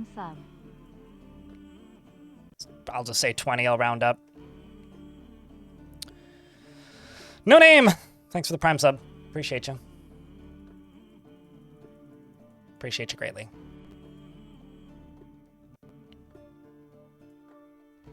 Chat, can I get a round of beers? For No Name helping keep the channel funded. The thing they like, you kind of just have to remember about those big YouTube videos is I make them because they're excellent marketing for my streams, but they do not break even most of the time for the number of hours I have to put in. Come on, kiddo, just go inside.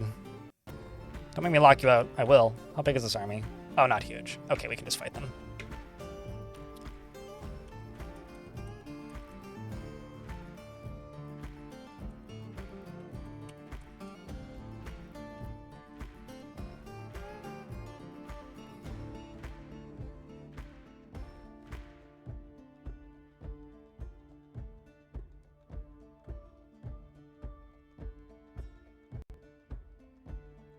Here they come.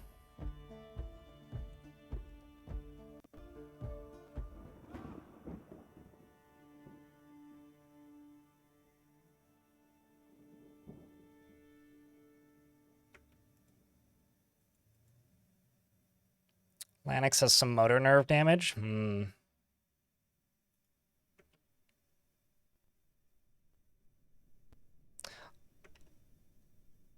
Oh, my bookkeeper has bestowed a name upon a steel shield. And you're off to go pick up equipment. There's the zombies. So I'm actually going to move the squads out to here.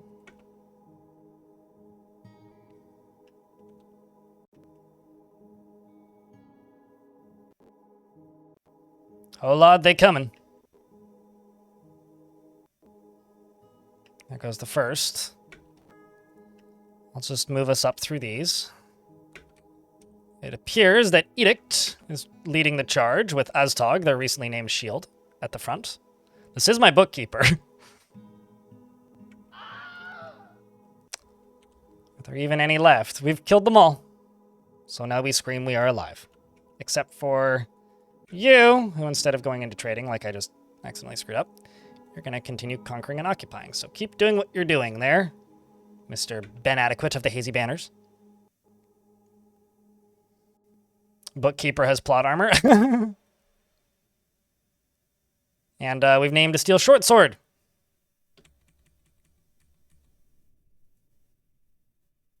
Which was Schmitty Cent who named that.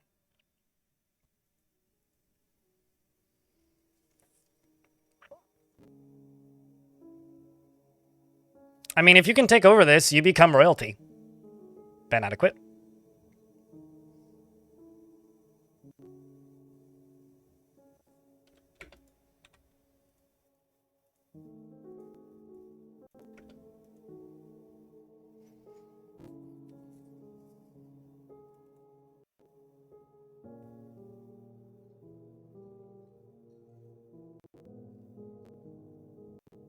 They do, but they don't, Eric Steenbergen. So think about it this way, right?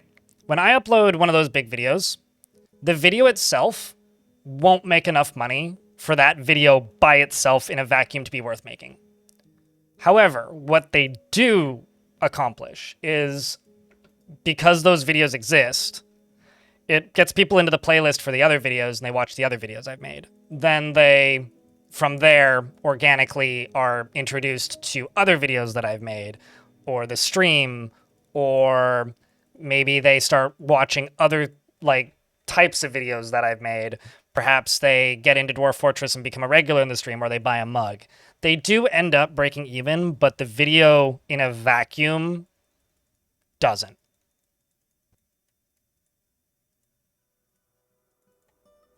If that makes any sense, Eric in YouTube chat. I hope that makes sense. The YouTube to Twitch pipeline is real, though. I mean, I've said this before. I could delete my YouTube channel, and I would still be able to make a living with just Twitch. If I deleted my Twitch channel, I would have to go get another job. Which, yeah, isn't the end of the world, but...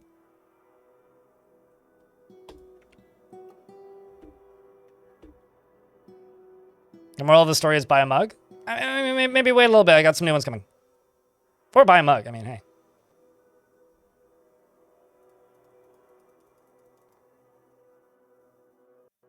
What? Oh, you just decided to go pick up something else?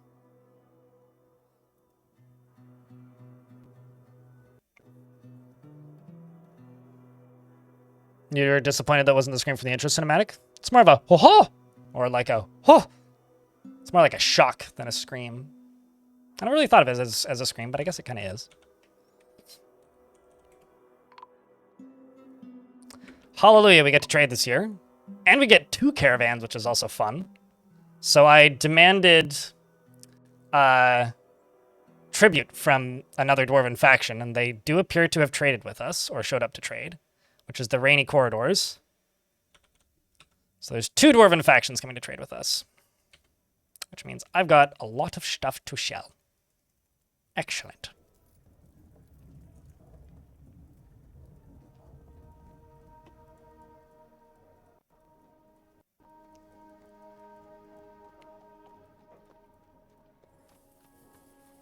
Don't need that training axe. That's kind of what I was looking for. Also, those bronze maces can get sold. Same with the copper maces. And the bismuth stuff. I'm going to sell these 50 coffers because they're just worth a ton. Or a lot of them are. And I just want to clean up some inventory space. Sell footwear.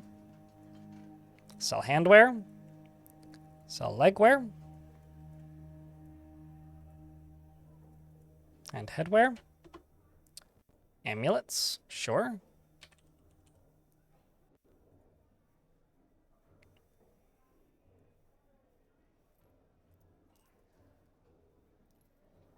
Huh. Got a whole bunch of amber opal figurines and giant gems. Yeah, we can bring up this second one. It's only 116 items. Feels like a lot more, but...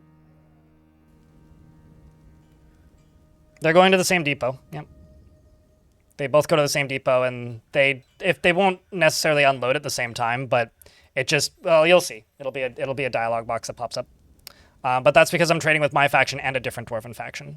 I had a fort once where I had like 12 different factions show up simultaneously every time. It was kind of fun. We're a clothing wholesaler? We're a fancy dyed clothing wholesaler. Yeah.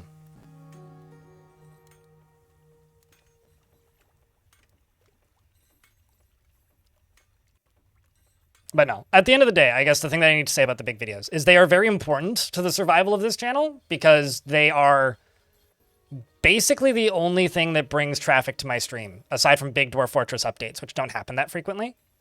So in order to be consistent in the long term in an industry like this, you have to have new people finding your channel.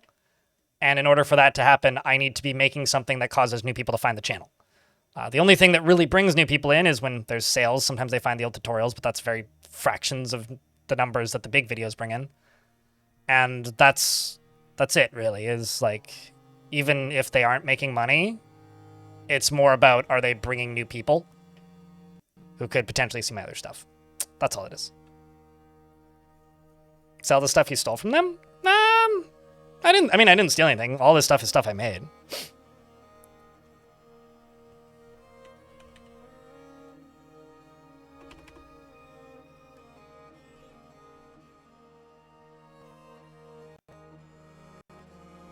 Oh shit, that's a lot of totems.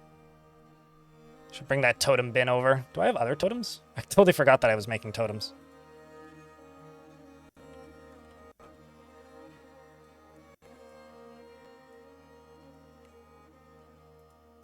But now when I click trade, I get these two options. So dwarves from Ars the Cog or Erdum like I caught. Erdum I caught. The Erdum I caught.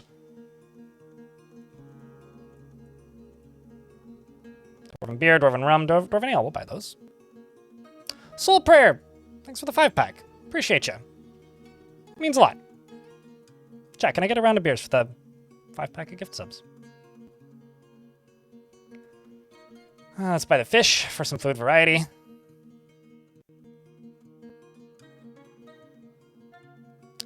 Giant Olm leather backpack made me think that the backpack itself was giant for a second there. Buy the books. And the cheese. Let's see if we can trade with that. There we can. Now I just need to wait for these last few things to pop up.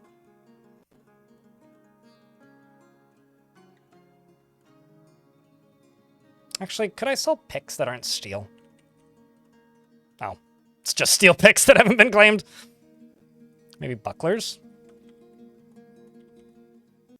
Nah, it's fine.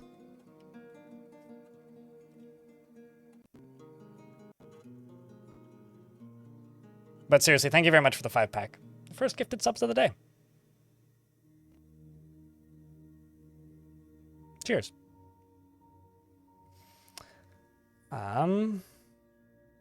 Was this the crew that I already traded with? Yes. So this one. Wow, they brought blue jades.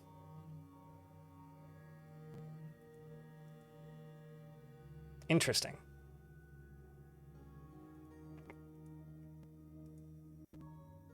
They're just poorly cut. Mark all. Oh shit, it's too heavy. 1,441 pounds too heavy, in fact. Well, I will buy whatever they have that's heavy. It's probably all of those coffers, in fact.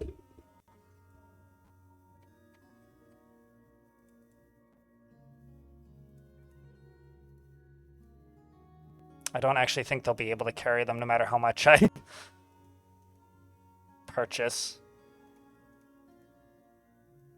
Which is a shame.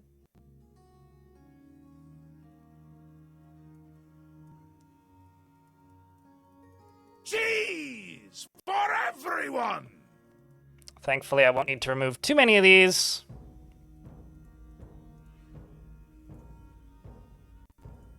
Let's just remove some more and then give some of them as gifts. Trade. Offer as gift. And then let's trade with these guys. Mark all. Offer as gift. All right. That was just me getting rid of stuff primarily.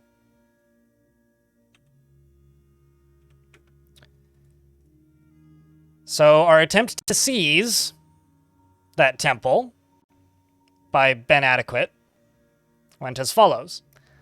The strategic brutes attacked the brass inks. The dwarf Ben Adequate led the attack, and the defenders were led by the dwarf Lucy Worn Pungent. Ben Adequate outmatched the dwarf with a cunning plan, and the attackers had a strong positional advantage. Struck down the person living there, and the Mountain of Dyes defeated the Guild of Spirals of the Brass Inks and took over Channel Smokes. The new government was called the Dignified Avalanche. So, Ben Adequate is now the leader of the Dignified Avalanche, and there's apparently people I can request from there. Oh, that's interesting. I could bring Ben Adequate back. Get him to go claim something else.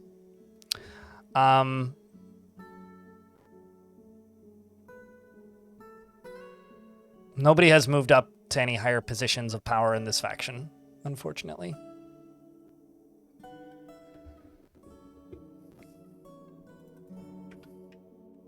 That's what you would have done? Yeah, I might actually just request you back, though. Do I have a messenger right now? No, I don't. I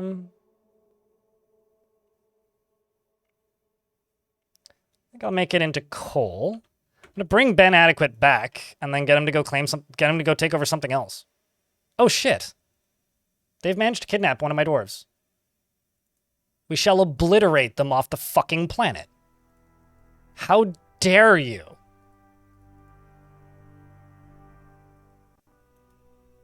I wondered where you went off to, Rigoth. Does anybody else have my dwarves? Because I had some dwarves get kidnapped a little while ago.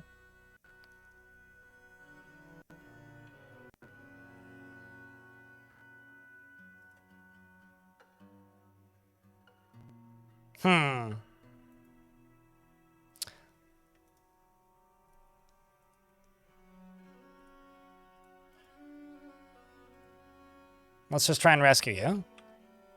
Go get him, dwarves. That is one of ours. I don't know if those were kidnappers or what, but they certainly were taken. I'm not okay with that. Let's go here, deconstruct that, and deconstruct this. Oh no, not that. This just needs a wall, please. Please? Piece. Placed there.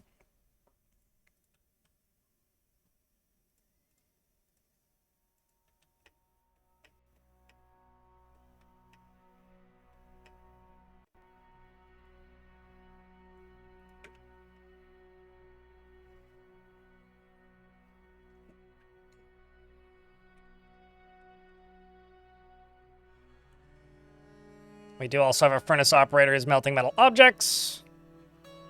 A lot of bismuth, it looks like.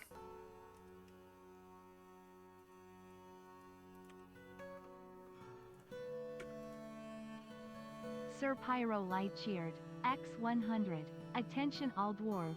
Due to budget cuts in warehouse departments, all beer available will be served with a side of chert boulder. Management would also like to deny all rumors about voices coming from the caverns. There are no caverns. There are no caverns. There are no caverns and therefore no talking spiders. Have a productive day. I will continue to have a productive day. I also have an artifact axe up here, by the way. Unrelated to most things.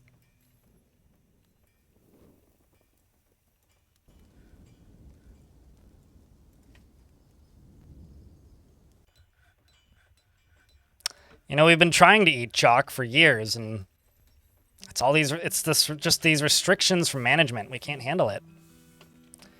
I love it when you end up with artifacts that you didn't make. I've got this mace, and there's also this battle axe up here, which I'm just going to chuck onto this. Also, do I have tables? I do! Would you look at that?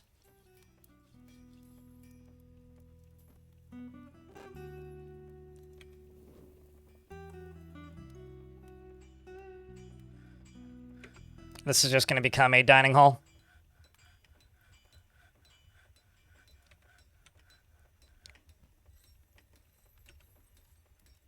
Not really dedicated to anyone or anything, just a dining hall. A place for them to eat and drink. That's closer to where they're being a lot of the time.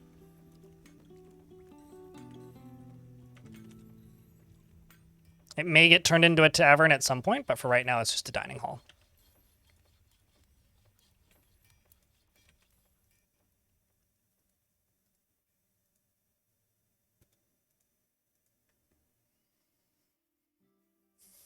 Hey, chat, can I get a round of beers for that $1 from Sir Pyroli? Thank you very much. Thanks for helping keep the channel funded, friend.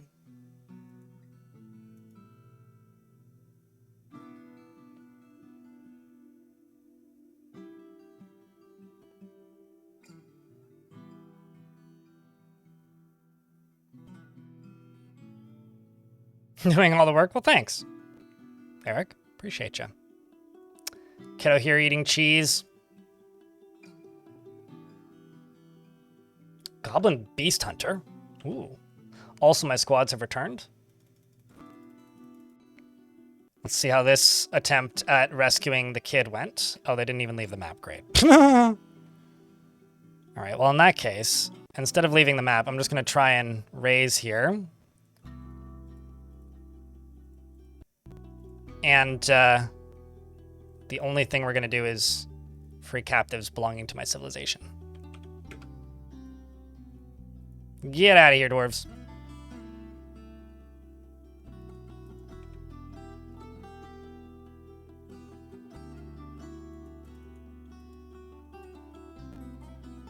And there we go.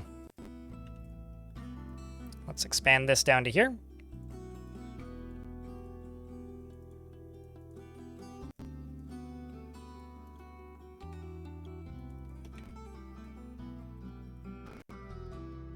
Could just make 2 more kitchens right there, but that seems a bit silly.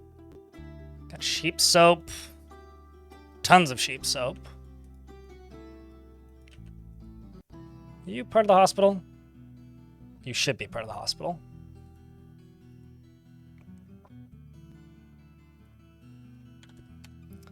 Let's also just put 50 soap in here.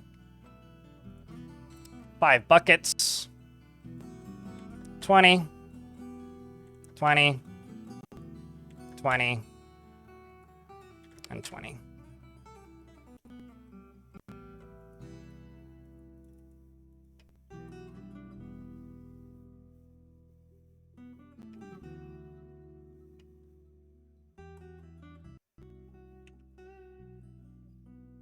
And that should help them get soapy baths.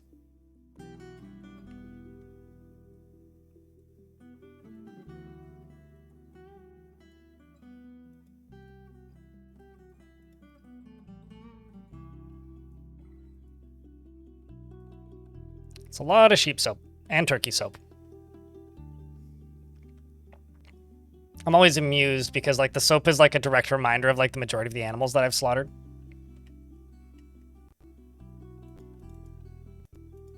Okay, so wait, what visitors do I have here in the moment? Got my outpost liaison, and that's about it. There's that forgotten beast. Where's the other one? It's just the one right now that we're aware of.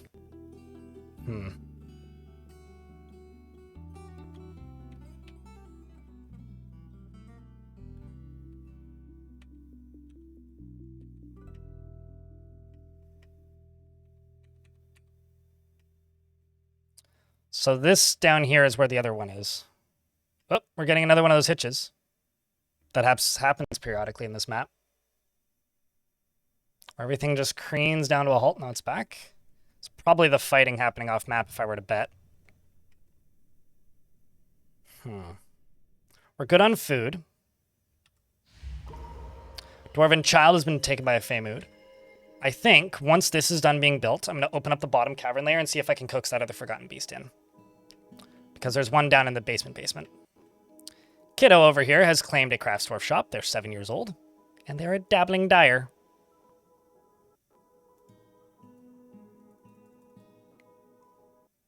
And Kiddo wants bones. Ah, it's Kia has stolen a item. I'm just gonna send these squads here to go kill these Kias, because I'm pretty sure that's what causes the frame rate to go kaput. Is literally just these Kias pathing onto the map.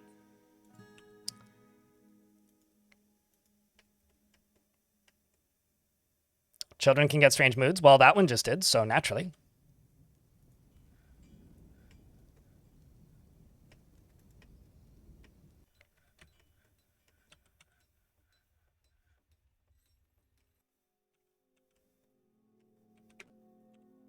But yes, children can get strange moods. They just usually don't make particularly interesting artifacts because it's just whatever default skill is available to them, which is usually minimal skills.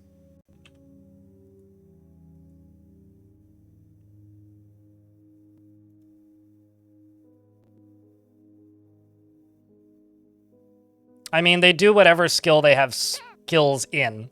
So whatever task they have skills in already is the task that they go do. Let's see if I was able to rescue that dwarf.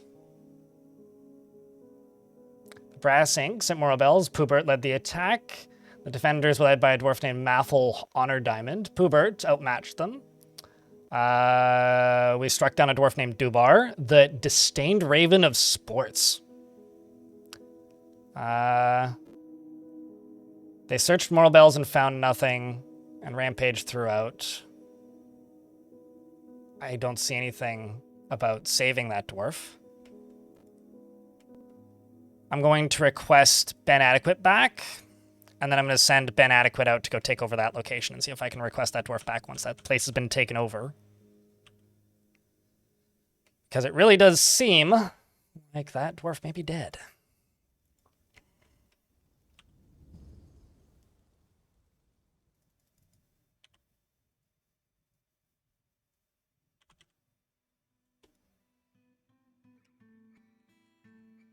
Well, they may already be dead, so it might be a bit of a moot effort at this point.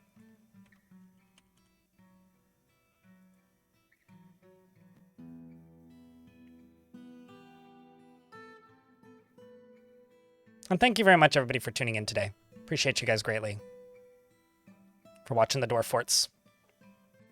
I wouldn't have this job if people didn't watch. So thanks for taking the time to tune in and watch.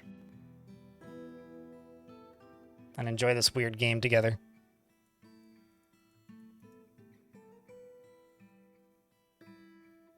Are you trying to say that your life is a moot point, Space Pants? Am I going crazy? Or did the Twitch Turbo badge get curved corners? Did it always have curved corners? Hangman, thanks for the 22nd month. Hope you all have a great day, Cryptwave. Thank you very much. I mean, it's a very nihilistic point of view, but I respect it.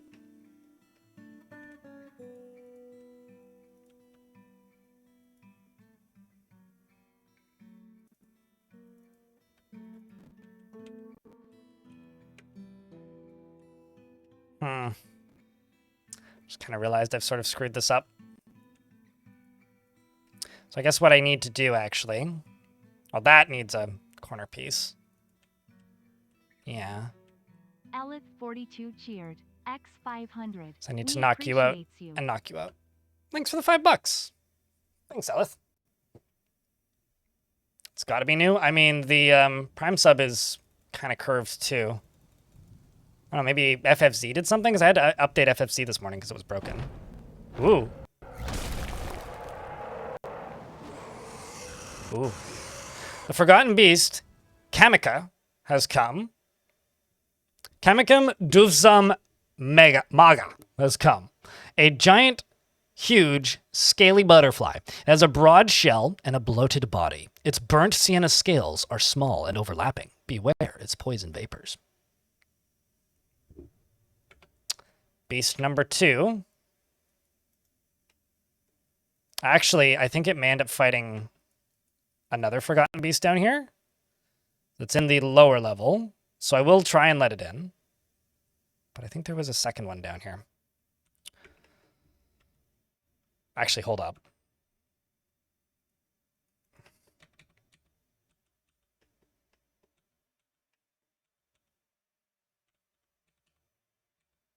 Might be trying to get in here, but there's nowhere for it to go.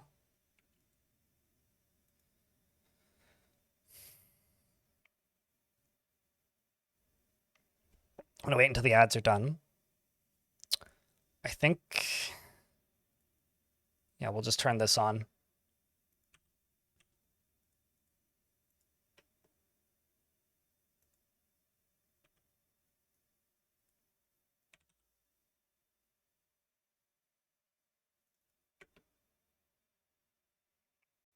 Ben Adequate has returned.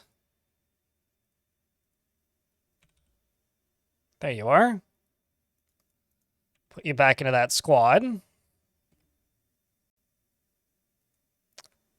And send you to go conquer and occupy that site.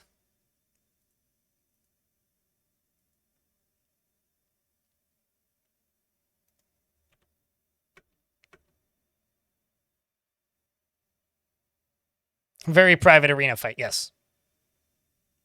Also, might be Goose. I had a question. Are you Goose in the YouTube chat, or is that a different Goose? I realize that there are many geese in existence, but I have to ask.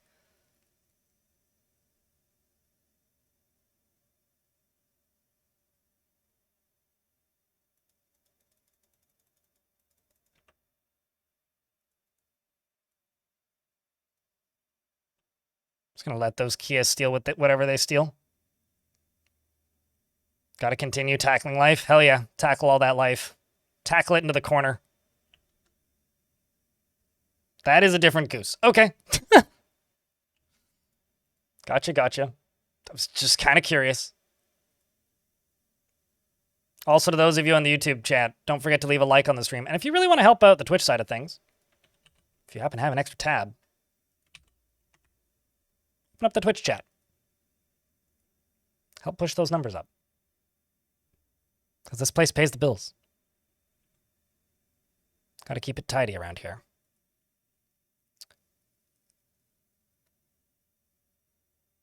And what direction are you leaving? Oh, I see. You're going to go throw out some of your clothing. Yeah, it's going to take you a little while, probably. Looks like we were able to kill 2 of the Kias, though, so that's good.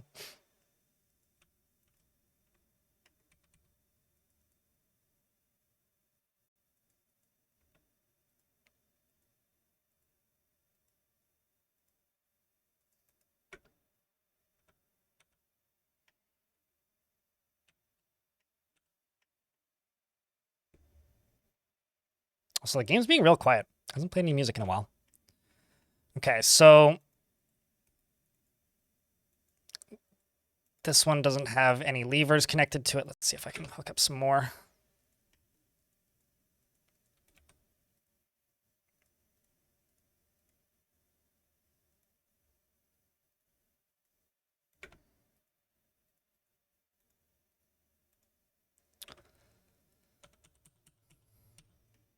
Okay, so I'm not seeing anywhere near as many dwarves coming back and forth now.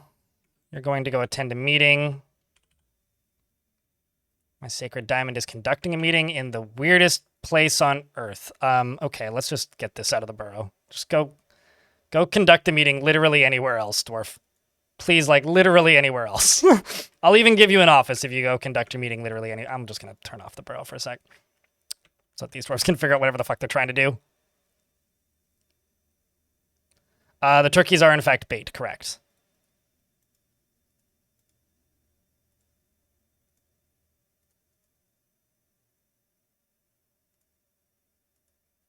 What's your name? You Zol Carpenter. Just gonna take you out of the burrow and leave the burrow enabled. Not sure why they're just like failing to function. Let's go down to here and open this up.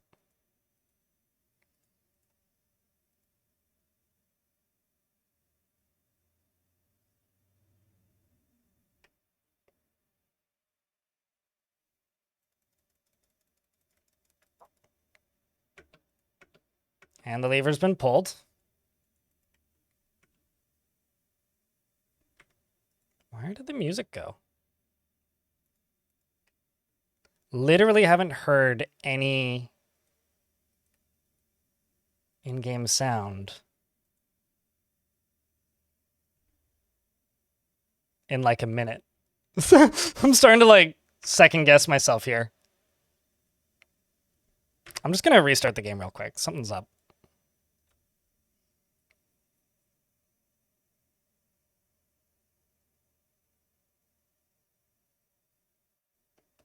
Something is bizarre.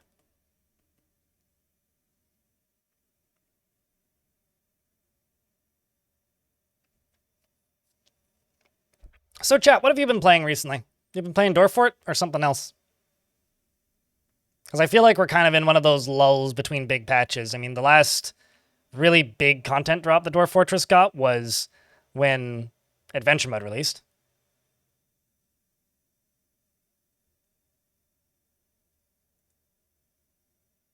And I feel like a lot of people have been starting to say recently, yeah, I'm getting back in after a long break. So usually when I see that consistently, it means that there's a pattern.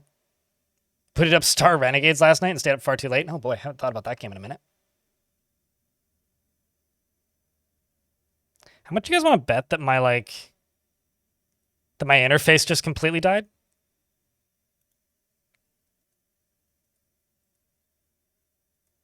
I mean,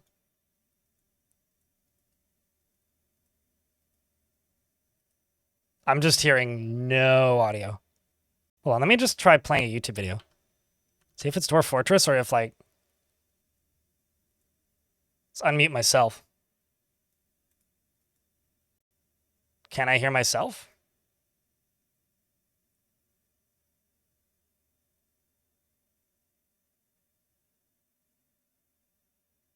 No, I don't. Well, that's slightly concerning. Let's open up my friend's stream. Huh.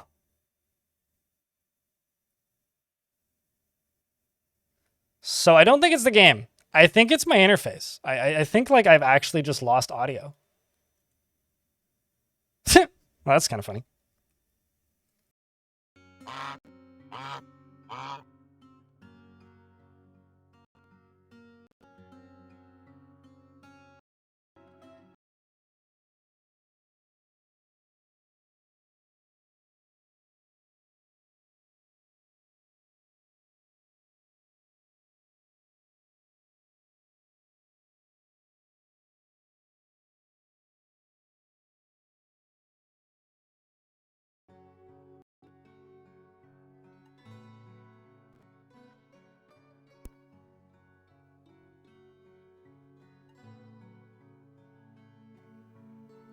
Testing. I mean, there's no way you guys were hearing anything because nothing was going out through any of my filters. So, no, you guys weren't hearing anything.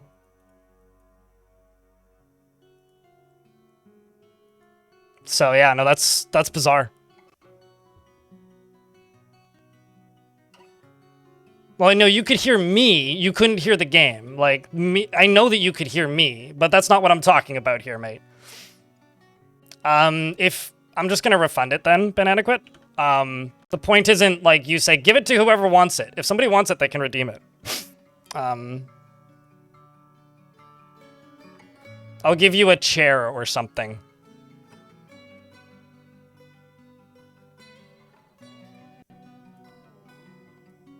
It has a short cooldown and it's cheap, so that if somebody wants it, they can just redeem it.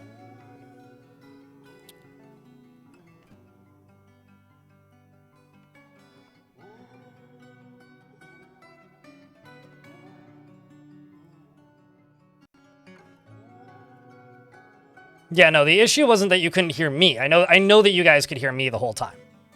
The issue was that you couldn't hear the game. So let's get back in the game.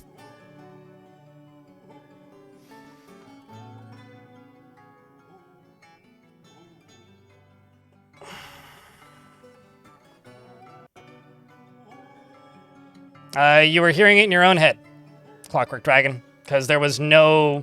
I can see what's going out to the stream through my like OBS interface, and nothing was going out to the stream, so you were not hearing anything. Not to be mean, but like, you weren't hearing anything. There was no sounds. It's literally not possible for you to have heard sounds until just now. So anyway, that's fixed. That's good.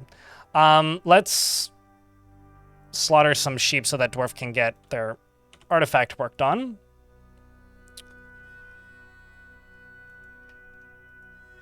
And I've got this creature.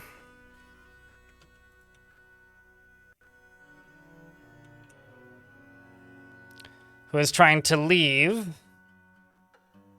via this. I'm just going to lock this door so that the dwarves can't trigger it.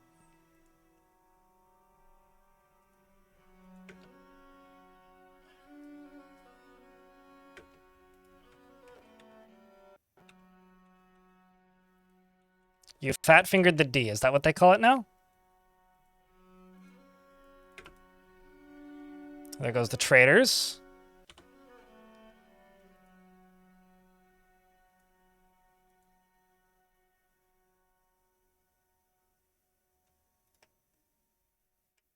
Don't you be that way.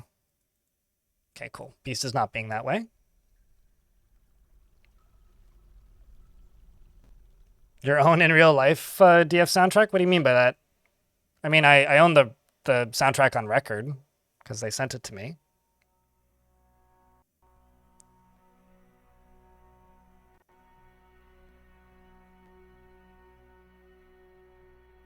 Okay. Big critters going up. How many kills do you have? None?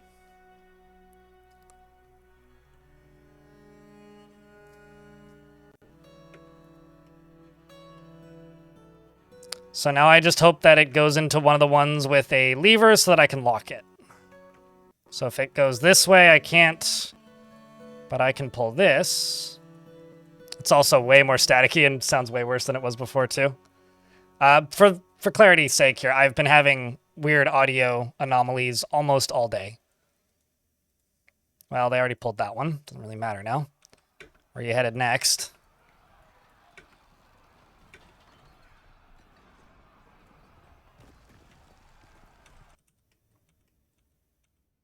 Not all of these have levers hooked up, so it's not entirely ready to go. That one can't be pulled, but... Does this one have a lever connected? No, it doesn't. Does this one? Nope. This one does. It's almost like I should only put these turkeys in the ones that have levers connected, hey? Actually, hold on. Let's jump here. Wait for you to kill that. And then the second you start heading south, pull it. Give it a pull. Give it a pull right now.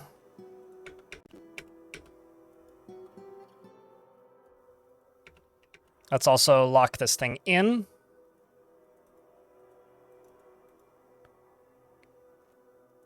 I can also lock this, which is an artifact door.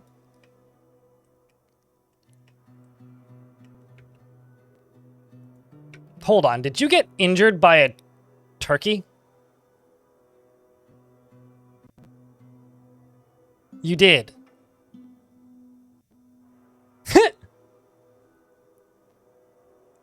That is incredible, actually. It's 2 Forgotten Beasts, so I don't know if 2 counts as a lot in my book, but if 2 is a lot, then sure, we have a lot of Forgotten Beasts. It's 2 Forgotten Beasts and a bunch of turkeys.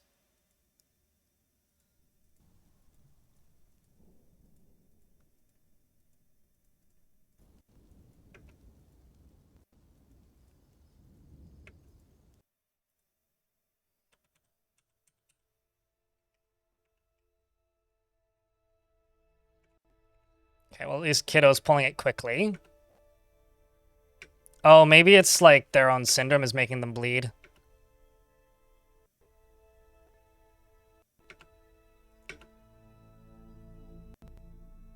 Got him.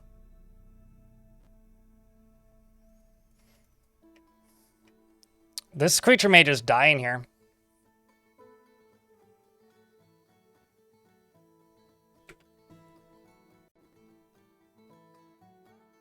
Yeah, okay, so this thing's syndrome is it causes blistering and bleeding.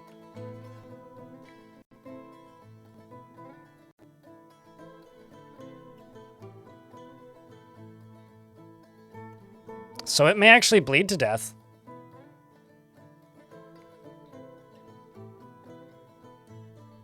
It's very rare that you see Forgotten Beasts that could, like, literally kill themselves with their own like, syndromes, but here we are.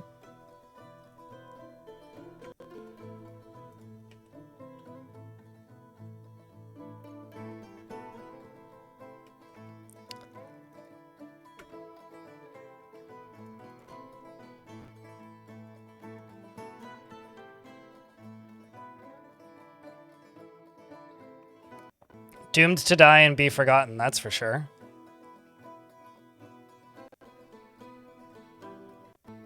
Okay, well, it's still alive. Bit of a precarious one, but...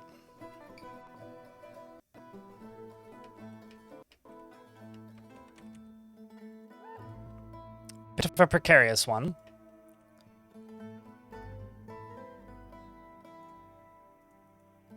I don't actually know where these are. Oh, pfft. That makes sense why those are getting constantly canceled.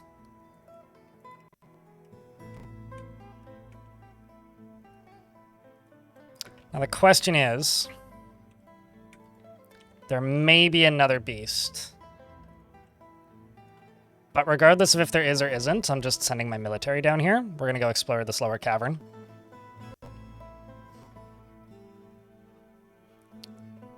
You had a beast burn themselves to death at least once. One of my favorite ones I had a beast that was made of snow. And it arrived in, like, you know, what's the word? I also need to open this up. It arrived and just blew snow everywhere because it had deadly dust. And it bashed itself off of a wall and it bounced. And when it bounced, it just instantly died. Like, it just hit a wall and exploded.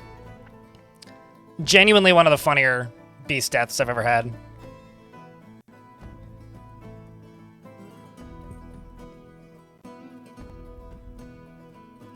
It choked on smoke and died from burning stuff? Oh.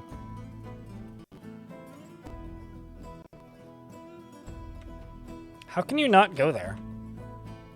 Oh. Because I haven't unlocked this yet. And here, look at me, forgetting that I had a secondary backup door. It's like, why can't they go there and fix this? Well, found the problem.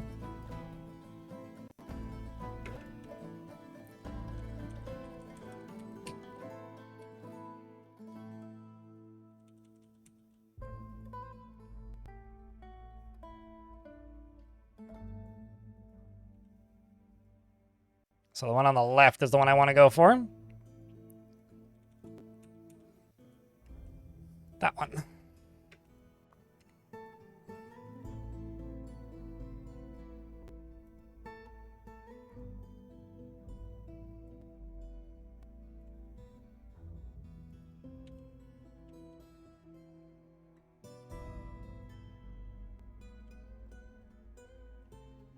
What? Oh. Kiddo got stricken by melancholy when I turned on the burrow, I think. Well, I just killed a child. That's... oops. Wasn't intended.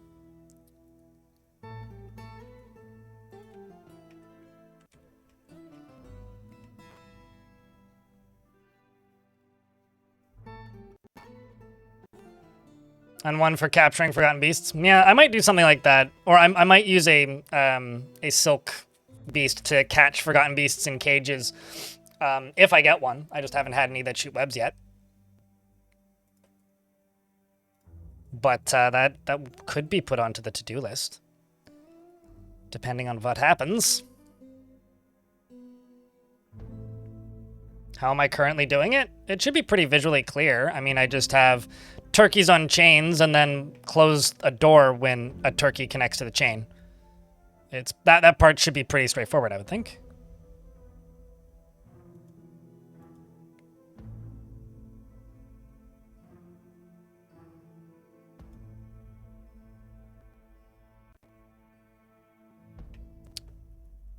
But yeah, it's about as simple as you can get. Just have like a room with a door on it. It's not going to be the most consistent, but consistency is no fun. Speaking of consistency, a forgotten beast, Zospunugu, a great feathered gecko has come. It has wings and it undulates rhythmically. Beware its noxious secretions. You know what? This one I'm just going to go kill. Because I've already got the military stationed, and if I try and pull them out now, possibly what'll happen is they'll just run in and die. I don't really want that to happen. So let's just fight this one. Chat, can I get a round of beers for good luck for the squads?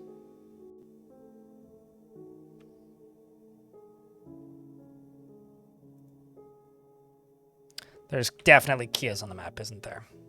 No, there isn't.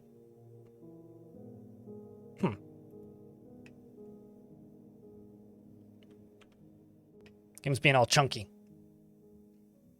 Thanks for the $, Zachris. Oh, wow. The umbral skulls.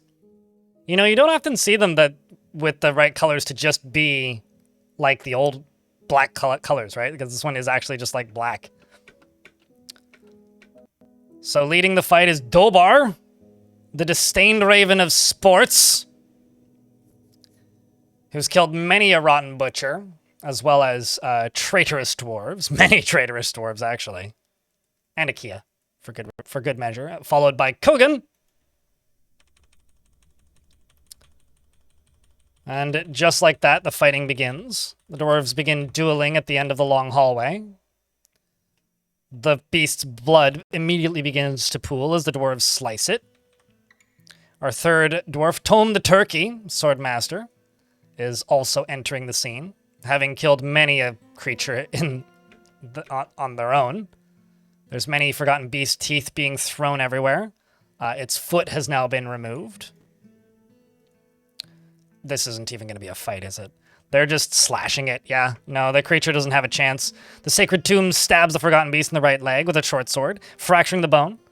The Swordmaster slaps the forgotten beast in the rear foot with the flat of a short sword, bruising the scale. Yeah, no, they're just going to cut it to pieces. Goodbye, beast. May you fall as swiftly as you rose. Wait for the rest of the military to kind of group up down here.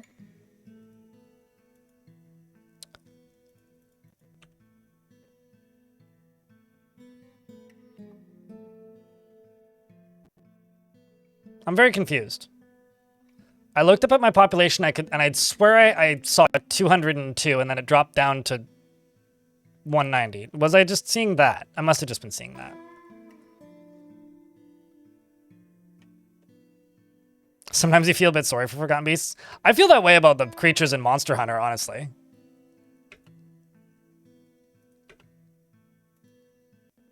Look at that. Let's get this sucker butchered.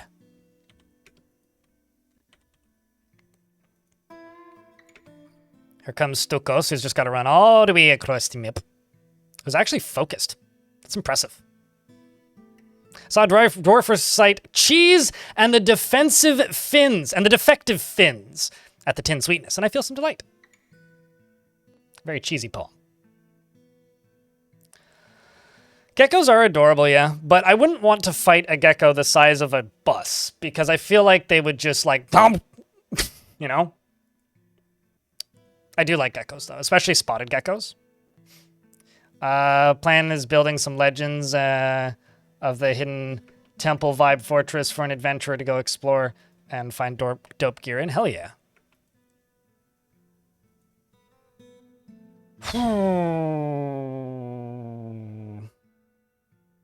I come empowered to establish this colony as official land of our realm. Can you imagine the trade wagons? Of course, and the nobility must live well.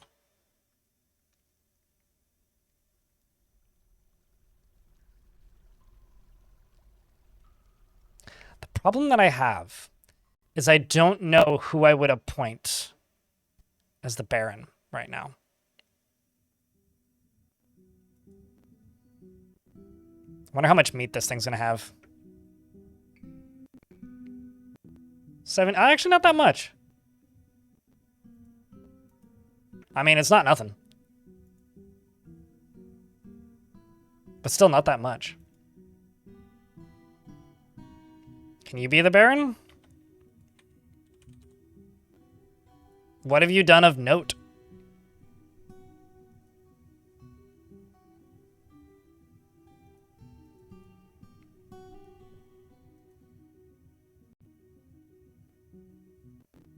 Like, you've really... That's the problem is, like, I don't really have any dwarves right now that I can really think of that I'm like, yeah, no, this dwarf would suit it.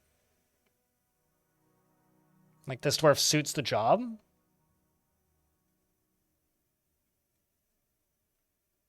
You didn't die? That's not an achievement in this fort. There's actually been very few deaths.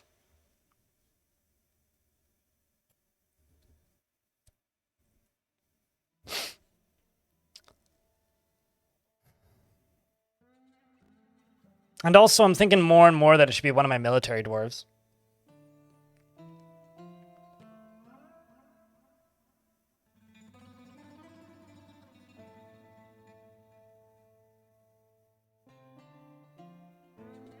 I don't know. You're about to ask why this fort has so many dyers, because that's one of the main tasks that I've been doing in this fort, is making dye. And also making things die.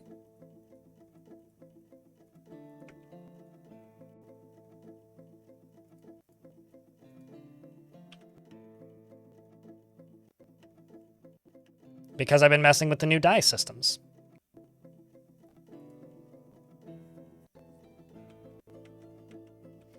Maybe that dwarf that has the injuries, who I moved to this squad.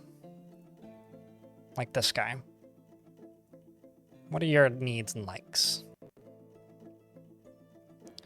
Likes gypsum, bronze, and claro opal, giant fox leather, giant sperm whale tooth, and the color chartreuse, crowns, and mountain goat men for their herds. Gonna go with Dark Dreamer. I have some recommendations. Although, just to make my life easier,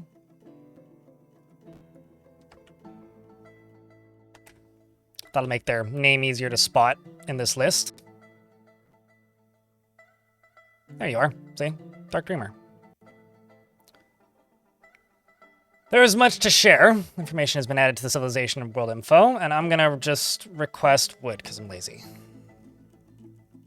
They want armor and fish. Gotcha.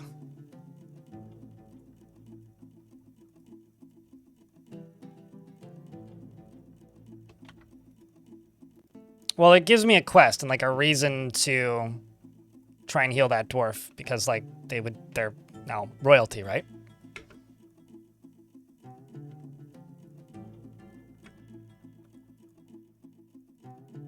Let's just explore this cavern. ASAP.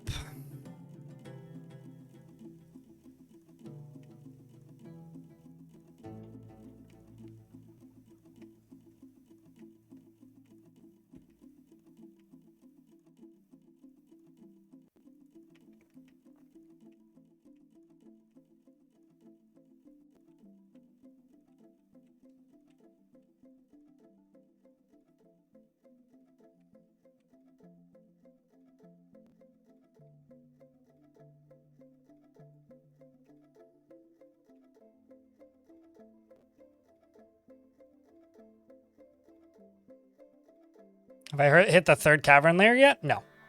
Well, I guess I have. You discovered a deep pit.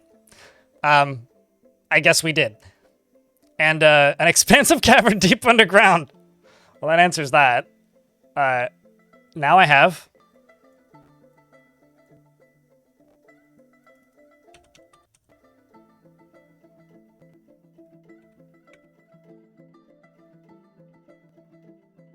Crazy timing. Yep. Ah, okay. Yeah, that's the bottom cavern layer.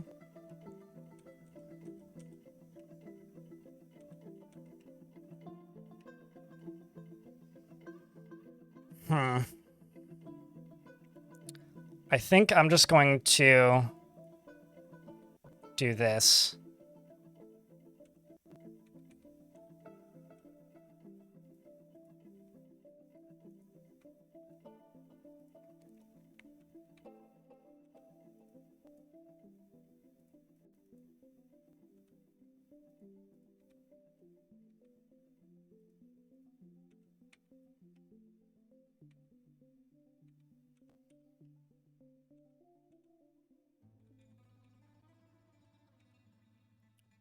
We'll just dig down to that bottom layer.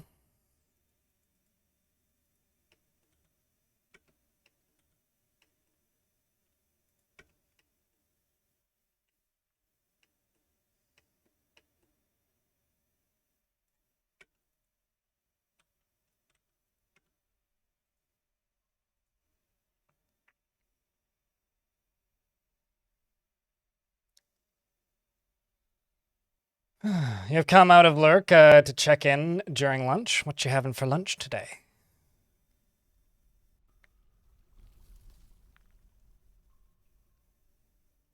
Just realized that you have Stellaris running in the background. Oh, yeah, that would do it. I used to have this quirk on an older computer of mine where Steam would just randomly, with like no real logic behind it, launch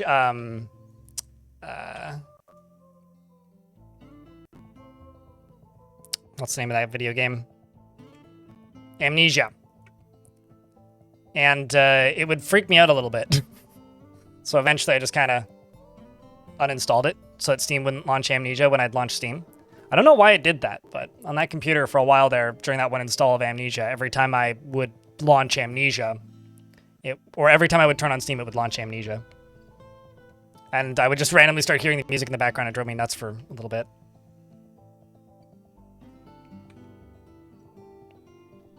Usually I would do that too, but I don't know. I'm kind of thinking a little bit too much about aesthetics in this fort.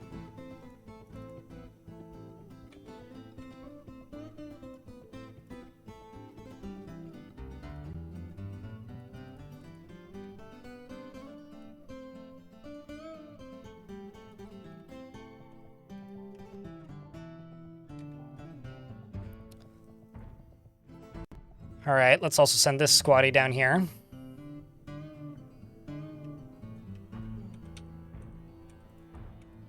Actually, I think I'm gonna get rid of these. I kind of like that little hole there and that little gap. And then I'm gonna go cages.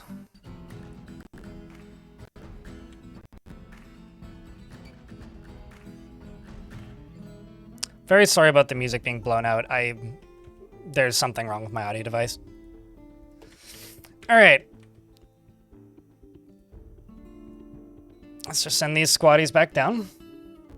Let's see. I guess that C's failed because I'm not seeing my Dwarf anymore.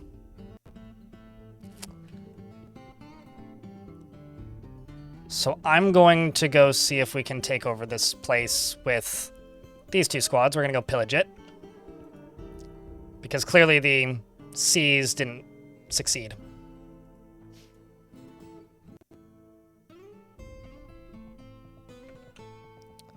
This is not Danger Room, no. I don't actually think Danger Room's in the game yet. No, this is what? Hamlet Memoirs, which has been in since the beginning. Well, since Adventure Mode released.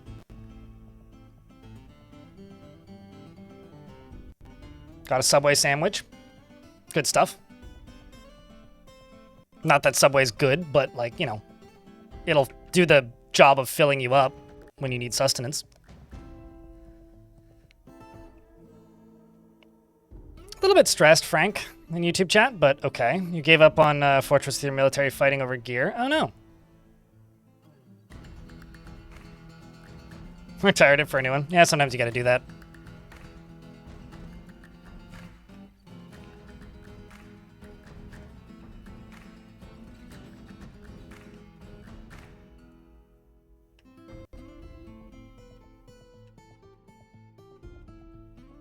Oopsies, don't go there.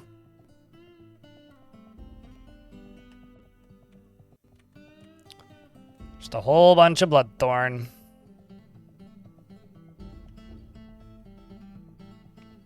You could send them at other forts. I think it's a bit out of the scope of Forgotten Beasts at the moment, but maybe one day. What's up, Empirical?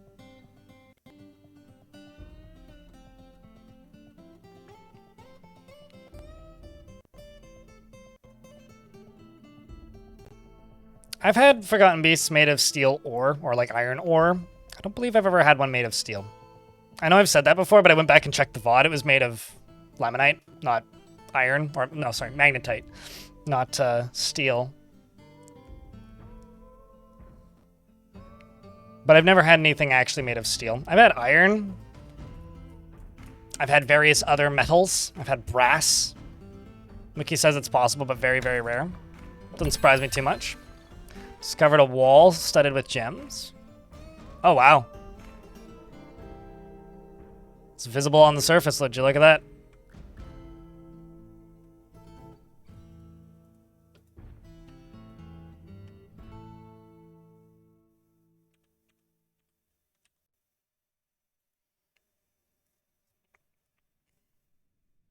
Got more native silver over there.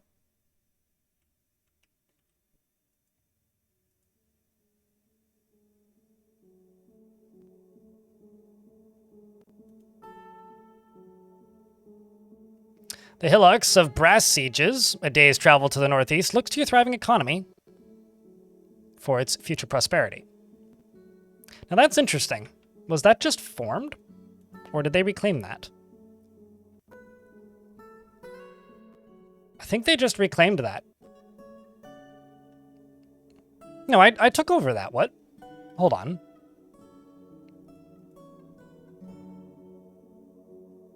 Yeah, no, I conquered that. So why are you telling me that now, game? Maybe it's because I have a Baron now. Must be.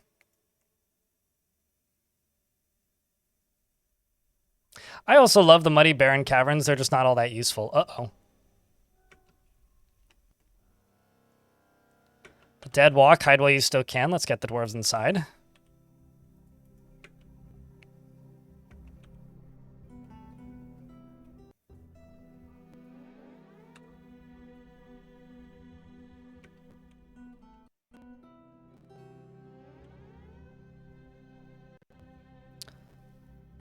This is inconvenient timing, shall we say. Especially because this one is sending a bunch of rotten butchers.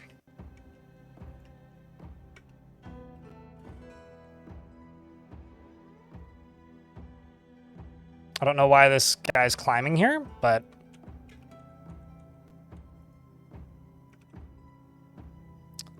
I'm also kind of hoping that these squads come back.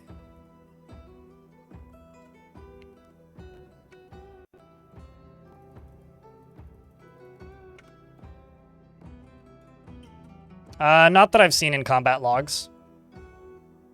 If they do, they haven't had the opportunity to use them much. All right, let's check this side.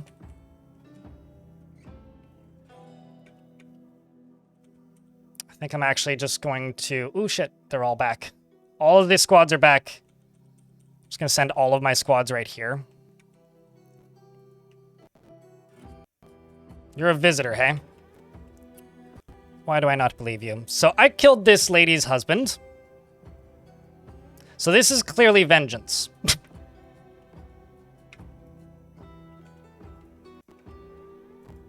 This is clearly vengeance. And hopefully I don't have to wait too long for my soldiers to get here because they're all somewhere else at the moment. Right now it's just going to go murdering a bunch of kittens and then getting caught in a cage. You're very smart there.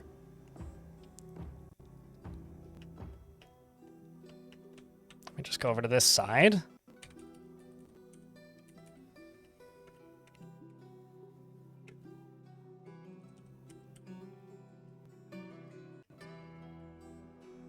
Here comes another one.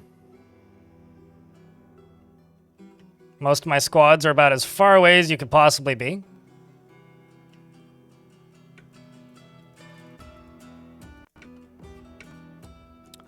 Cat is fighting. Yep, they're just killing more cats. Oops. What was that? Otter Jr., no! Here comes the Marks dwarves at a distance, including my Baron. Who may be about to die here, actually. But here comes the actual soldiers.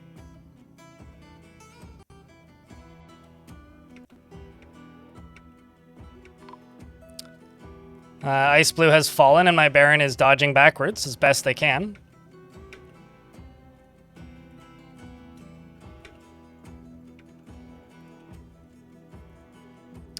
Come on, Dobar. Why are you going to sleep? Well, there goes my Baron. That was maybe the shortest Baron I've had in a very long time. So much for that.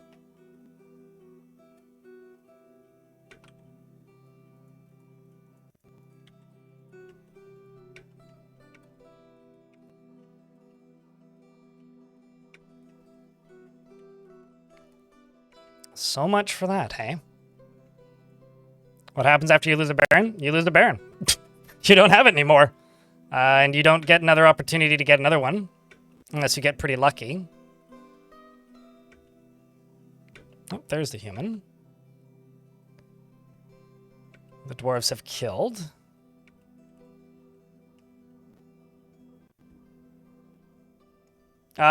Stay a Baron.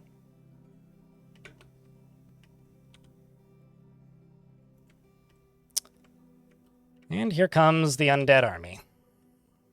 That was just exceptionally poor timing on, like, every front.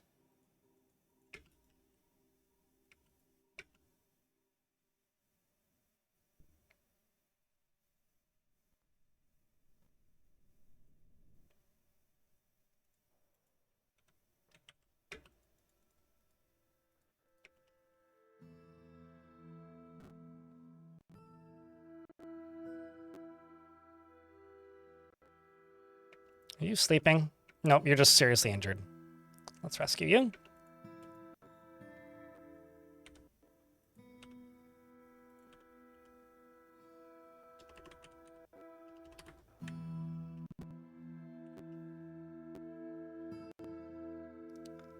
I'm not gonna lie, this audio stuttering is starting to drive me nuts.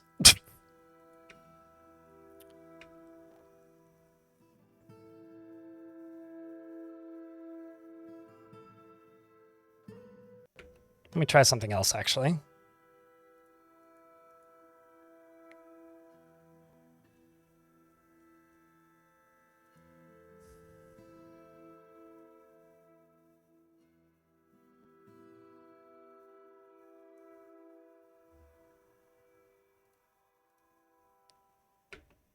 Oopsies.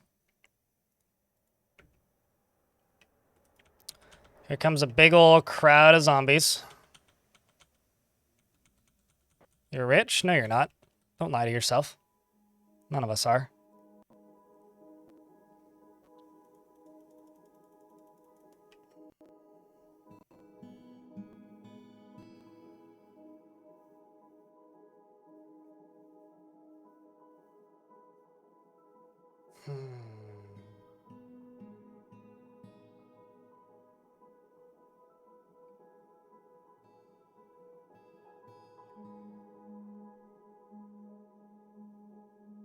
When you engrave a wall, can you actually encrust it with gems? No. No, you cannot. The dead men march. That is absolutely true, yep. They definitely don't February.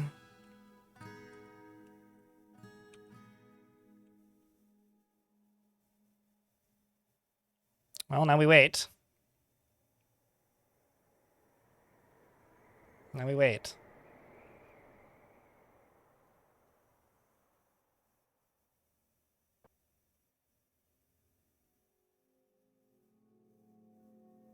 No, these are not. Those are weather zombies. They're pretty clear, Wretched Television, because they just say opposed to life here instead of undead. So they are not that kind. We don't need to worry about that. Why are you moving so slowly? You're just really weak. You must be.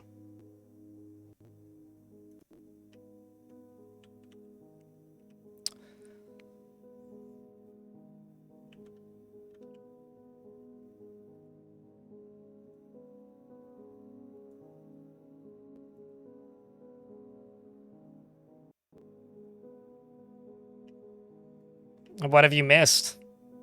Sad LH? I mean, in my opinion, there's hundreds of thousands of people that should be watching them, but... Until you read Room Carnage, just watch the most viewed video I ever made. Yeah, let's just fucking charge them.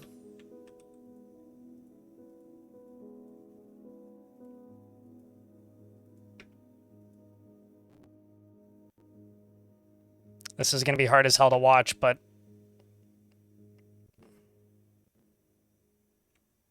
It's going to be hard as hell to watch because it's going to be unclear as to what's actually happening.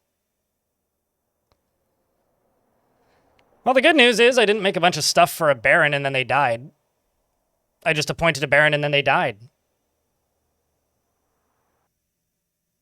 That has weather zombies, yeah. Been adequate. The zombies on the surface are weather zombies. The ones that you're mentioning from Room Carnage, same kind of zombies. Evil biome weather zombies are those things. Meanwhile, a forgotten beast named Gopet has come. Gopet Omsos has come. A giant scaly weevil. It has a long straight horn and it belches and croaks. Its crimson scales are set far apart. Beware its deadly blood. I'm just gonna lock the door. That's what I'm gonna do. I'm gonna lock the fucking door. Kitty, get out.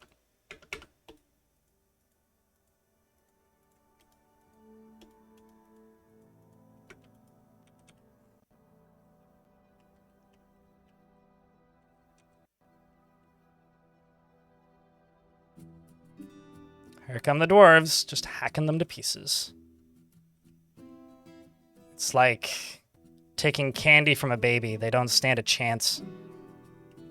Like, my dwarves are just getting so freaking strong against these things. They're like free training practically.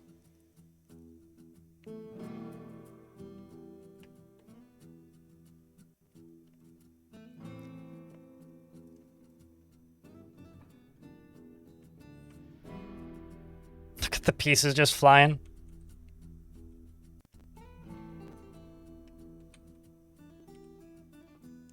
There's one left.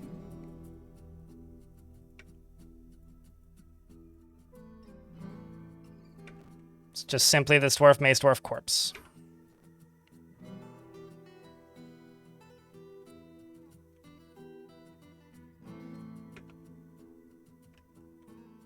Any nasty bugs? Plenty.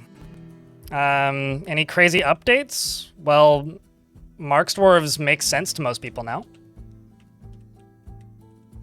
As far as bugs, I don't know. Most of them have been fixed at this point. There's still a few oddities. I mean, dyes have been greatly expanded. You can now... that's not the shop I want. This is what I want. You can now make dyes out of a trillion things and then mix them to create more colors. That's probably the biggest immediate addition.